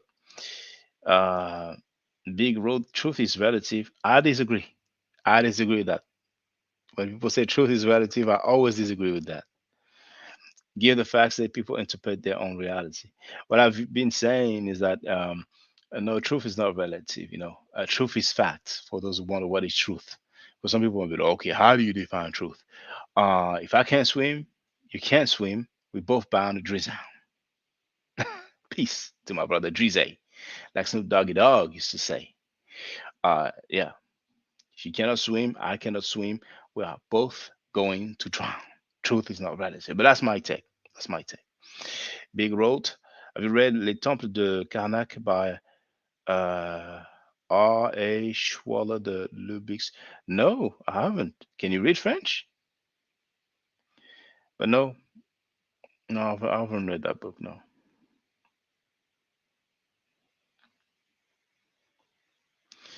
But thank you for being in attendance, brothers and sisters. How many likes do we have for that video? Oh, 24. Okay, not bad, not bad, not bad. So I might live stream tomorrow to show some more plagiarism. It's probably the biggest plagiarism from the Bible. The article is about finished. I just haven't, updated it online. But from now on, try to bear in mind that I will probably live stream on Sundays only. And it might not be every Sundays. Now, who knows if I finish work earlier than usual because I don't have fixed hours. If I feel like it, I might address something. Sometimes there's some stuff that's just too big for me to let it slide without addressing it. But I think I will probably live stream, if not just Sunday, like Saturday and Sunday, but most likely it will be on Sundays only. So once a week is cool, if I manage to do that, so I stay in touch with my people. And really feel free with your questions, brothers and sisters. Really, I don't mean to sound condescending or arrogant. I hope I don't come off as that. I really do. You should feel comfortable asking questions so we can all grow together and get some clarity, because we can definitely get some clarity. For example, you see the brother who was asking about Ali Muhammad. I really don't have anything against Ali Muhammad on a personal level, but the stuff he's been teaching, at least years ago, is like really, really inaccurate. It's like, you have, low level falsehood and high level falsehood. That was really high level falsehood. But at the end of the day, he's not the only one. It's not the only one. And at some point, the low level of scholarship has been normalized, and you have some people who have little crews, little teams, and if you disagree with their falsehood, then they all go against you and try to say this and that. But there's worse than the inaccurate teachings within the conscious community. There is Pan-Africans who defend, love, respect, appreciate, and protect rapists and pedophiles. That's some of the worst thing ever to me. And I think about it almost every day. How can people clap for known pedophiles and defend them? I have plenty of Pan-Africans who attack me because I would not let that slide, But anyway, stay safe, stay healthy, and if I'm allowed to, by the nature, I will definitely holler back at you all. For those who are interested in learning the nature, I'm giving classes. I've been giving classes for years. I love teaching it, so feel free to contact me. You have the email address in the description of this video. Feel free to let me know what your availabilities are. Tell me, for example, Monday I'm available from that time to that time, and you can do that for any other day of the week where you will be available. And I really love teaching the meta nature. So once again, stay safe, stay healthy, and if I am allowed to buy the nature, I would definitely holler back at you. If you are not part of the solution, you are part of the problem. Hotep. Now, for the record, for those who don't know, I'm giving middle nature classes. And here, that's the flyer. Okay? So, those who are interested, feel free to holler at me. If you're not interested, it's cool.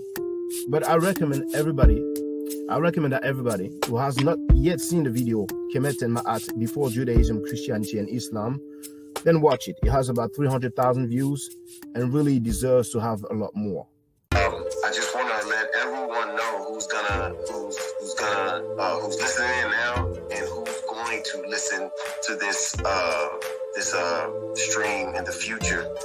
I just had my first Meta Nature class by Brother Shaka today, and I've had other Meta Nature Necha lessons by other teachers, and I can tell you right now, the brother is the best in the game. He is, that was one of the best classes I've ever had, ever. So if you're interested in learning the Meta Necha, if you're interested in getting the basics of it, Brother Shaka is an awesome teacher. Get with him, and it's extremely affordable. This brother is giving us his time and his skills, and he's basically giving it away. I mean, I just consider it a donation. You know what I'm saying? So if anybody's interested in learning the Meta Necha, get with this brother right here. He's an awesome, awesome, awesome teacher. And I'll end with that. Hotep Senu, Hena Senut. This is Julie, also known as Servant of Yah, and I'm currently taking the Medu Necha classes with Brother Shaka, and it has been an amazing experience.